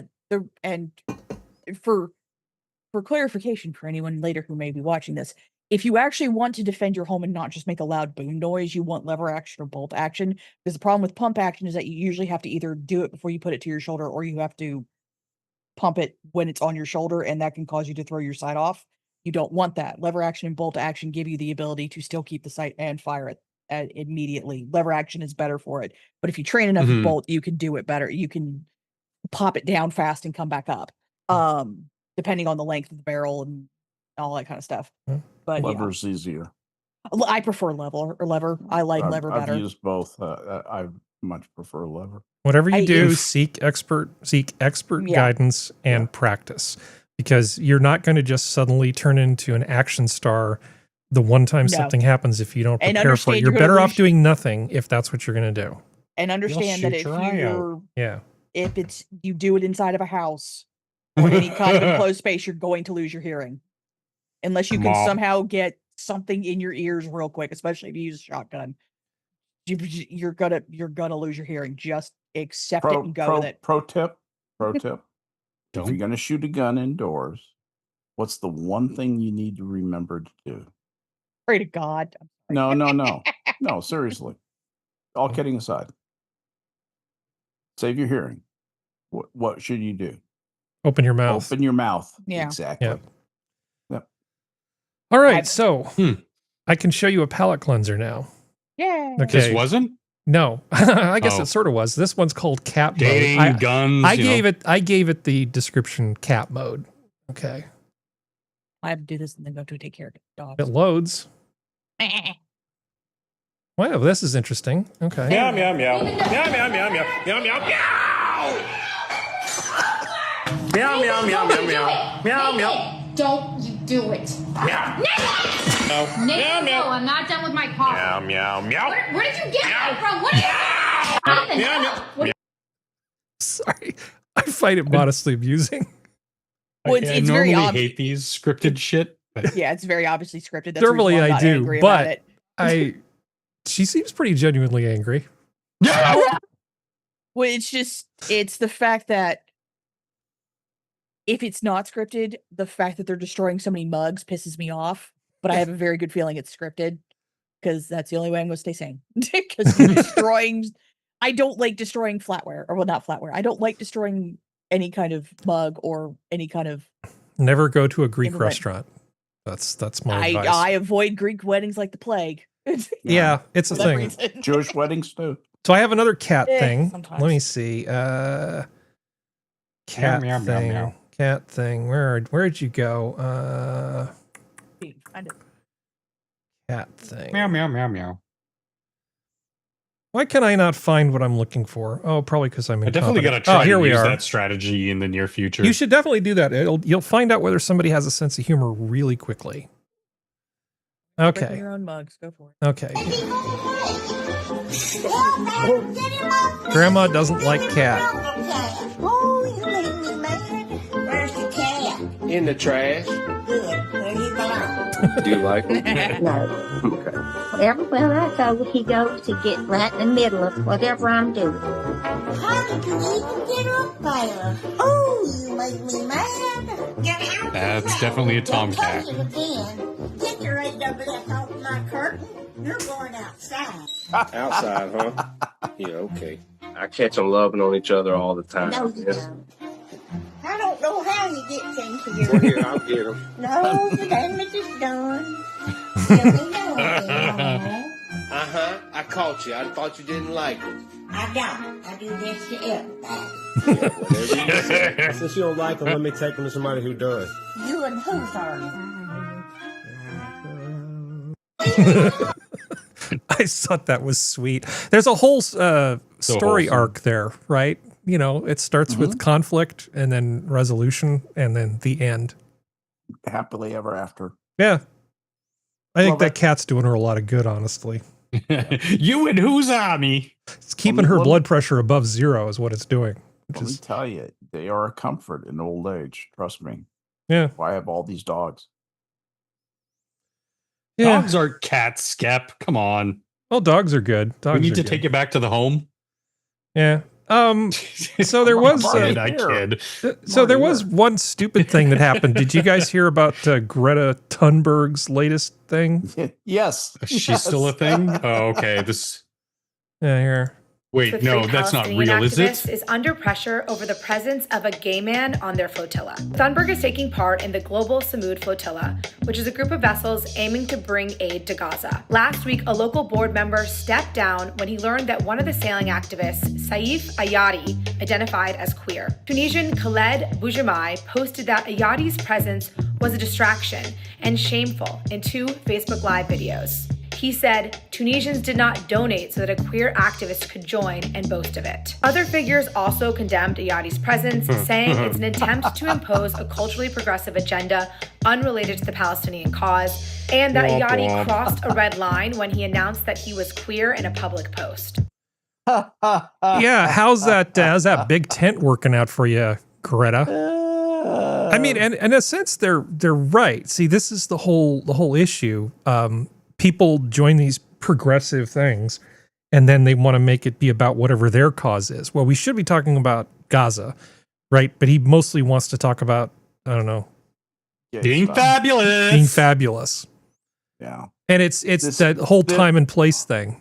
This is the interesting thing, because the left has a tendency to think of the Palestinians as just another interest group that they can bolt into their machine Mhm. of interest groups. They think, oh, they're like black people, you know, they're just Palestinians. They're oppressed white, you know, they have a brief against the theoretically white Jewish state, and we are on board with them. And they don't realize that they're supporting a group of people who believe that homosexuals should be killed, not rehabilitated, killed. And the what's going to happen is they're going to get to the Muslims who still care about that and who are not indulging in taqiyya and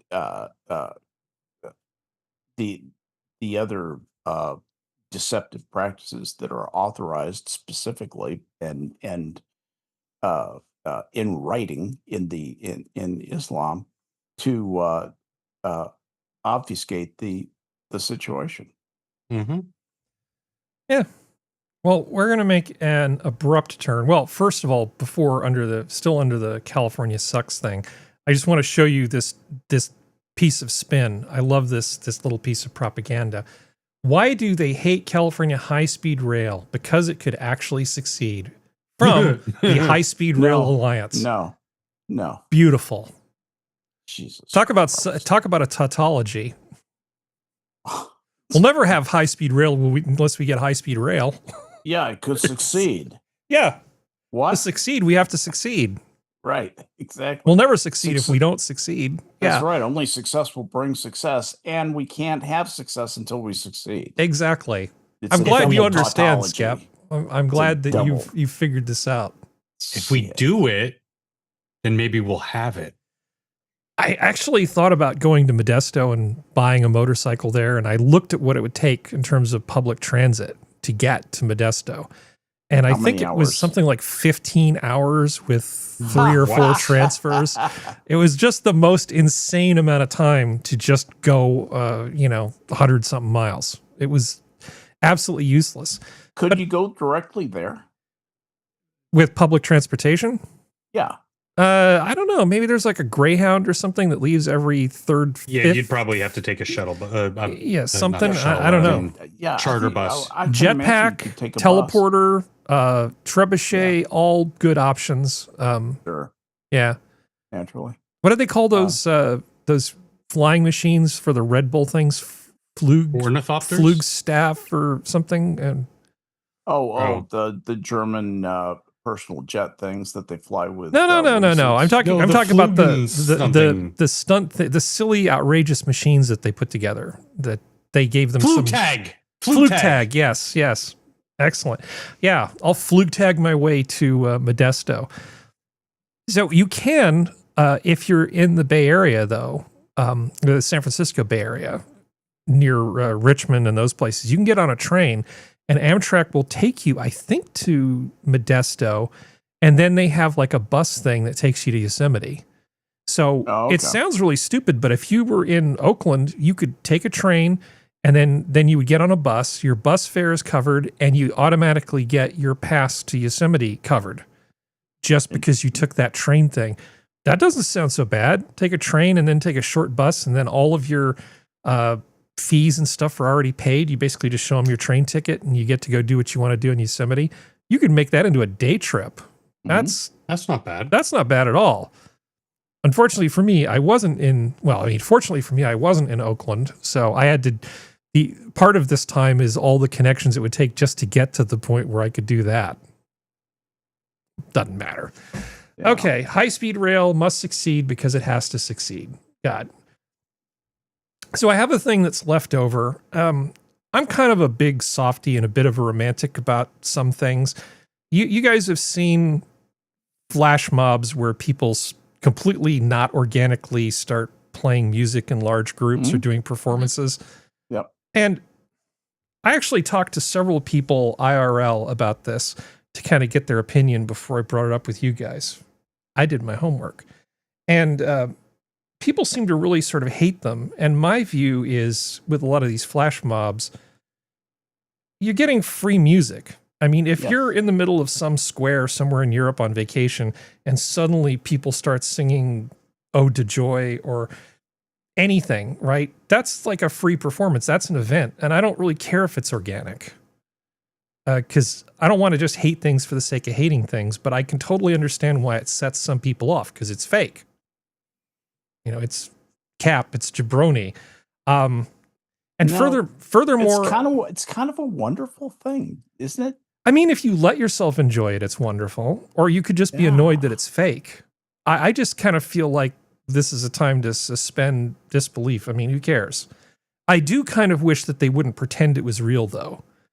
Somebody's playing piano in a train station, and somebody walks up with a cello and all this stuff. It's like, exactly. Mind if I play with you? Do you know Spring by Vivaldi? Oh, okay.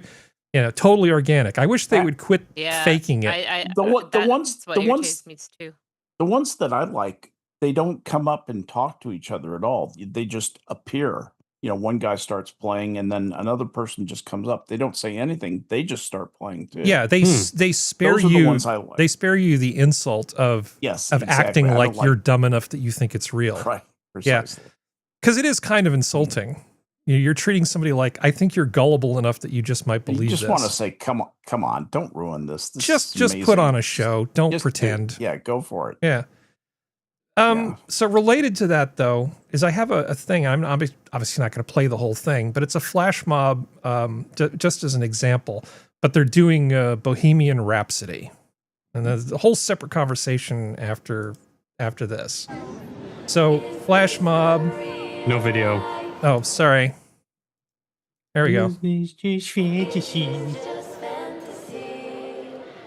So, it starts out, somebody goes to the piano, yada, yada, yada, I mean, I don't hate fun.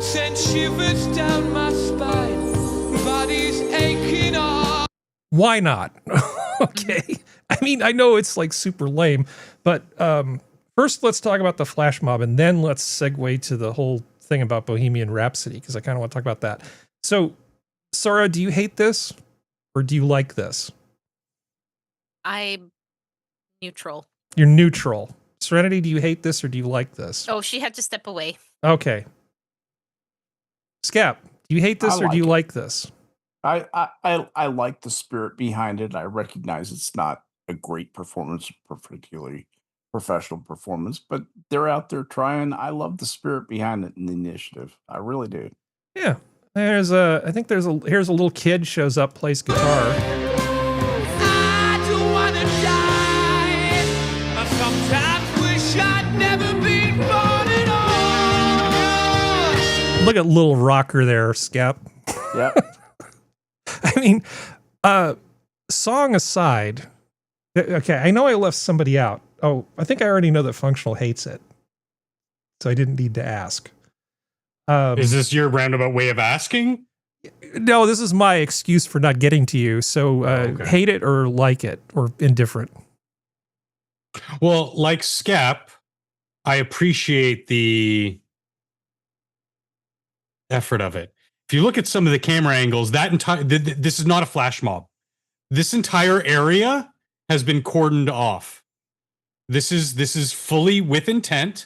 Mm-hmm. That's the part I hate. Stop fucking lying. And this is what makes me look at guys like this Julian Cohen here Mm-hmm. and say, yes, if you were on fire, I wouldn't even piss on you because you're a dishonest piece of shit. Yeah, burn, baby, burn. Yes.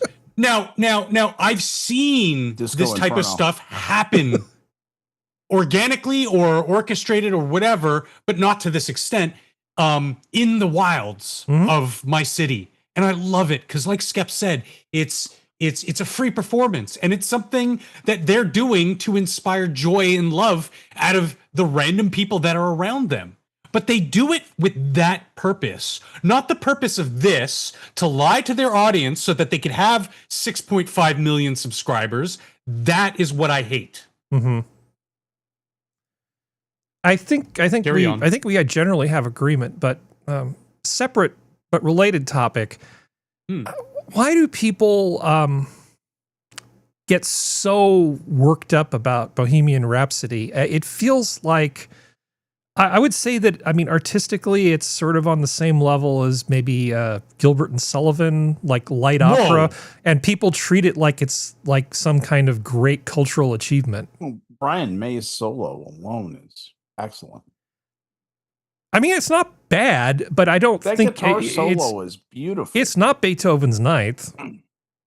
No, it's not. It's something different. From It's Beethoven. like light opera, basically. What's wrong with Gilbert and Sullivan? There's nothing wrong with Gilbert and Sullivan, but it is light done opera. like It is an what it operetta. is. Yeah, Yeah. it's done like an operetta. Okay. Yeah. But it was, they wrote it with that in mind to imitate that form, possibly to lampoon it. I guess what I'm saying, Functional, is people treat it like something that it isn't. It's a very good form of like a light opera. If I had my choice between listening to this and Gilbert and Sullivan, I'd probably choose Bohemian Rhapsody. But Yeah, me too. But at the same time, you know, it's not La Traviata. It's not. HMS Pinafore is entertaining. It's extremely entertaining. 3 little girls from school, are we? Yeah. Oh, I'm separating out Back to the brim with girls, you know, whether 3 little girls something's from like school. fine art versus whether it's just really entertaining. Nothing I wrong mean, with being entertained. But people But- pretend that this is like high art, maybe because they don't get enough real art. I don't know. Bohemian Rhapsody, maybe Yeah. not, but I will say Queen as a group were artists. Oh yeah, and they put on a hell of a show. They're very, very good performers. I've never had the chance. I know but, people who've been there, and yeah. Yeah. And that is part of the equation, but I think just musically, sure. But I mean, do I want this next group, let's just for argument's sake, the members of Queen, do I want them to be a Vivaldi cover band? No, I want them to do their own thing. And they did do their own thing. That was both high art. Okay, that's stretching. It was art, but it was also accessible for the masses. And a song like Bohemian Rhapsody that is so overly accessible and has been, because of that, has been used in movies and television and other media to the point where, you know, lesser forms of music would have been made overplayed, even though, yeah, okay, it is a little overplayed. Doesn't really diminish the original work, at least in my estimation. But the fact that it is very easily digestible by the masses gives it that extra, that's why it's everywhere factor to it. I guess it's easy to sing to. Yeah. I think one of my little personal gripes about it is that there's some other stuff that precedes it, you know, like stuff by Dream Theater and things like that gets overlooked. I kind of feel like this gets more attention than it deserves because there's a lot of other stuff out there that might be musically more interesting but still enjoyable pop. Dream Theater, that's a musical complexity of another order of magnitude beyond anything Queen has ever done. Does not get nearly enough recognition. Doesn't get well. John It's Petrucci and John Myung do not get enough recognition. That's not at all. Kind of the thing. But it's not as digestible by the masses. Yeah. Again, I don't hate it. I like fun. Even though I could probably sit down anybody who's never even heard of Dream Theater and like be like, hey, let's listen to this. And they would probably blow their mind. They wouldn't have that same understanding, Skep, as somebody who is a musician or an artist or has that level of left brain development of appreciation of music. Because I can't play shit, but I can appreciate and talk about these things. They might not have that sort of level of realization, but they'll listen to it. They'll be like, "Oh wow, this is fantastic." Okay, it's I know making how me feel things and I can't talk about them because I don't know what to say. Sorry, I keep talking over people. I'm sorry to everybody. Blanket apology. No. I've done it to Sora a few times. I'm being very bad tonight. The phrase that I came up with when I was thinking about this topic was that Bohemian Rhapsody has an unearned gravitas that it kind of annoys me that people take it more seriously than they should. I don't mind that people enjoy it, but I wish people wouldn't confuse it for something that it isn't. So it has like this unearned gravitas. Too much. Harry objects to how much you're respecting it. Yeah, and of course I'm it. well, it's not because it's bad, it's just that people are overlooking. I think people stop looking because they think, "Oh, I found something, I'm good." You know, here's my thing. Here's my opera thing. And I'm not even a big opera head. Okay, so let me move on to like something else. We've talked that to death. Just put a little check mark next to that box. High speed rail. Let's see. What else do we want to do? Just don't get me started on the Pirates of Penzance and I'll break out into song. I like the HMS Yakko. That's my favorite. Oh, yeah. I forgot about that. Pirates. HMS Yakko is so good. Some of that Animaniac stuff Pirates, is fantastic. Right, Sora? No. I did not. Oh, okay. Why do you think I know? Why do you think I know all the words to all the lyrics? So Functional wasn't Pirates the thing? Wasn't Pirates the thing that Linda Ronstadt was in? Oh, Yes. Okay. Yes, Harry. Yes. Was it? Yeah, Oh, so Linda interesting. Ronstadt was a very popular pop singer and was dating Jerry Brown, I think, at the time. Sure was. Jerry Brown Jr. when he was I governor of remember California. this. Yeah. I remember this vividly. And so she Yeah. got basically tapped to be in, I thought it was Pirates. Tapped. Now, hey, be nice. It was But Jerry Brown. What do you expect? yeah, Governor Moonbeam. But he was basically, going out with a rock star. So Linda Ronstadt. So I've heard her do a long interview about the whole process of going from doing pop to Gilbert and Sullivan. And it's like she had to, even though she was at the top of her game and a professional, had to undergo like months of additional vocal training and basically finishing school so she could sing Pirates.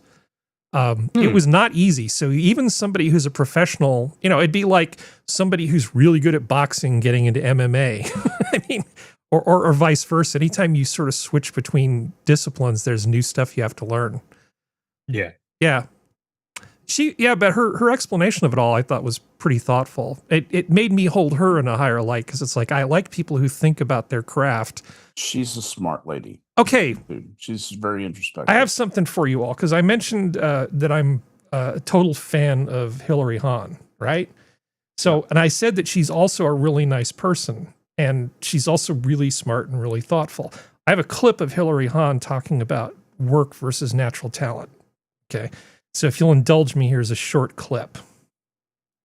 Let's just get the sound back. Like violin, if someone has natural facility, I guess that's what talent is very early on in their training. Sometimes they get frustrated later because maybe things came so easily, but at some point you run out of luck and you just have to grind. I don't think it means that it's better to be good at first or not. It's just nice to remember that if you're not naturally good at something at first, at some point everyone's got to do the work. There's a lot you need to learn really young, and it's not natural when you're young to learn things with so much precision. And if you don't work every day with those fine motor skills, there's so many tiny things about the coordination that will just fail you when you go to try to express yourself in a concert. That's why so many students have this complex of perfection, not being good enough, the negative pressure to constantly improve technique and seek perfection is only helpful in short bursts towards specific goals, and then you need to open your mind up and just be nice to yourself.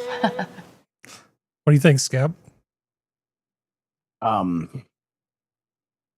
I was being distracted with dogs or Okay. somebody's coming to my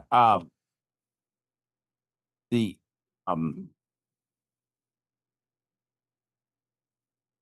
musical pedagogy is something that is hard for me to talk about shortly. Mhm. I think she has one point of view. She seems very wise for somebody who has come up through single instrument. She's not a concert master or anything like that. She's an absolute expert in her own instrument. Mm-hmm. And usually you don't have that breadth, and I've known enough of them to believe I can say this.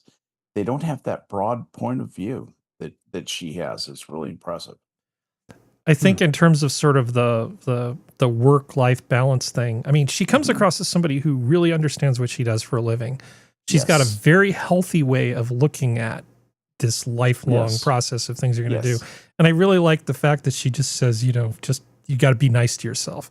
I think she's probably seen a lot of people burn themselves out for no good reason, trying to be perfect all of the time. This is good advice, I think, for a lot of things that aren't music. Yes. I think it's good advice for life, living. and I think she's very smart. I think she's genuinely a good person. Yes, that's the vibe that I got too, was that there's genuine good qualities about this individual. Yeah. I'd like to know this person. And a hell of a performer. Have you ever heard her play? She can actually play. Yeah, every now and then. Yeah. All right. So let's see. We've got just a little bit of time left, so we can just watch some palate cleansers until we're done. How about that? That sounds good. Okay. So I've got a couple advertisements from Thailand, and they're pretty great.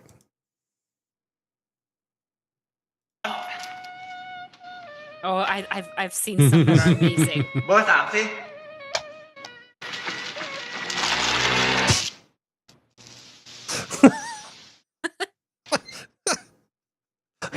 ทำไงดีอะท่านปุโรหิต พัดลมฮาตาริไปอะค่ะ มันดีไงเดี๋ยว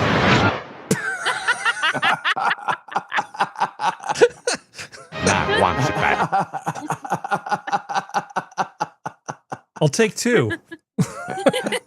Thanks. Yeah, that was pretty great. Push this button right here. Yeah, everything will be fine. Okay, here's another one. That's not งานมากกว่าผู้ชาย 60% ของผู้ชาย Oh, this แต่ง is งานแล้ว good. อีกส่วนหนึ่งบ้างาน ที่เหลือหลอก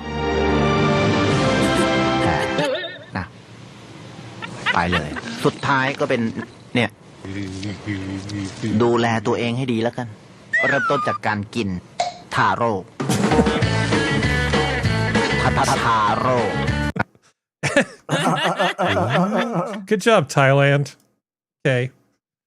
For those listening to the show and not watching it, I apologize because I'm not really sure how to even describe what I just saw.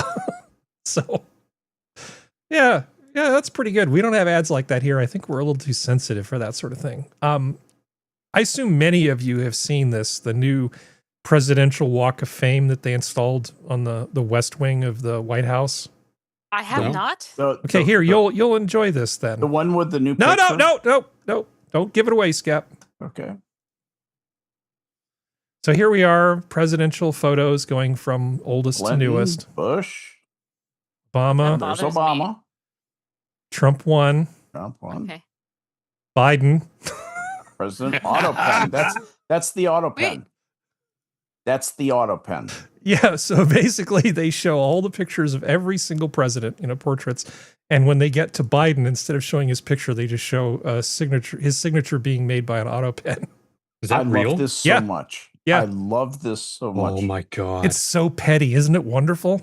It's so delicious. It scratches the extremely hateful petty. itch in me. I don't even know how to react to it. Yeah. So it does wanna bother cherish the me feeling. that I do not like that these are not level with the rest of the photos. I think That bothers me very much. Well, they had to go underneath essentially these windows, and then for some reason they Keep came it it the up. same. Well, there's not like stairs there? No, you notice the one that's what's the first one that's up? Clinton, I think. Yeah. Yeah. Yeah. So that's Clinton, and then we get to W. Yeah. Then Obama, Barry. And guess who's at the top? Yeah. Guess And who's then at the Biden. very top? And then mugshot Trump. Yep. I think that stair stepping with Donald Trump's at the very highest. I think that was a presidential intentional. idea. I bet that was a presidential idea. Greatest photo of the greatest president, yada, yada, yada. Yeah. Strong letter fall. Yeah. All right. But yeah, I mean, it is so beautifully petty. I'm not. My God. I mean, are they supposed to do stuff like that? No. I love this. Did they do it anyway? Yes. Yeah. It's, Yeah. No, I what they did to the country was so fundamentally dishonest. And it was a plot, it was a conspiracy. Mhm. That was a hateful thing that those group of Democrats basically did to the country. Fuck them. And those are the people I'd like to see in jail. Those assholes who did this. Yeah. Who turned Biden into, President Autopen instead of Article 25ing him, Mm-hmm. and then go through regular impeachment for Kamala once she took office. So here's one final thing for all of you, because I'm pro aspirin, and there's a list of things I hate. 6th grade camp. Let's see, what else do I hate? Fish, and Dickey's barbecue. Okay, so why America's largest barbecue chain is failing faster than you can say brisket. Yeah, Dickey's is not doing well. Dickey's is pseudo barbecue. It's barbecue adjacent. Yeah, so now they're down to fewer than 400 restaurants. I've never even heard of Dickie's Barbecue. It is a huge barbecue chain, and you've probably heard me talk about it. It's the place that makes barbecue that tastes like airline food. Yes. That was probably on nights I wasn't here when you talked about it. That is a perfect description. I once ordered a hot link from Dickie's, and they basically bring it out of like a steam table where they keep it warm, and it was wrapped in cellophane, and then when they opened it up, all this water dripped off. It was basically soaking wet from the steam. And you can tell they just make it at a central kitchen, and then they wrap it up like you would meals for an airplane, and then send it off to the store. The only good thing about Dickie's is you get free pickles from a big pickle barrel in the corner. Their onions are usually shite. They usually don't bother to shop for sweet onions, so the onions have a lot of sulfur in them. That's another thing. They buy cheap onions. Why? Oh, because the barbecue place reopened, because they got a new generator, and I got the smash burger today. When I was, I picked up a big dinosaur beef rib thing, and it was one beef rib, and it weighed 2.5 pounds with all the meat that was on it. It's enough for 3 meals. This one rib. It's insane. I'm so happy. I haven't had good smoked beef ribs in a long time. The opposite of Dickie's, something that actually tastes like food. Well, yeah, Dickie's just tastes so generic. And the barbecue sauce, it tastes like ketchup trying to be barbecue sauce. I would welcome Casey Masterpiece. Casey Masterpiece, serious improvement. I'm not kidding. It would I be. don't like that. Yeah. I like tart, tangy barbecue sauce. But Yeah. anyway, This place cannot go out of business soon enough. And the fact that it hasn't gone out of business already mystifies me. It makes me think they're laundering money. Okay. Well, allegedly. Let's just get that out there. Just kidding. All right. So, Serenity. Yo. You ever go bowling? Yeah. Okay, then you'll enjoy this, and this will be the last thing for tonight. Oh no, it's going to be a gutter ball. It's a 1990s bowling ad. Nice. Turn the bumpers on. Turn the bumpers on.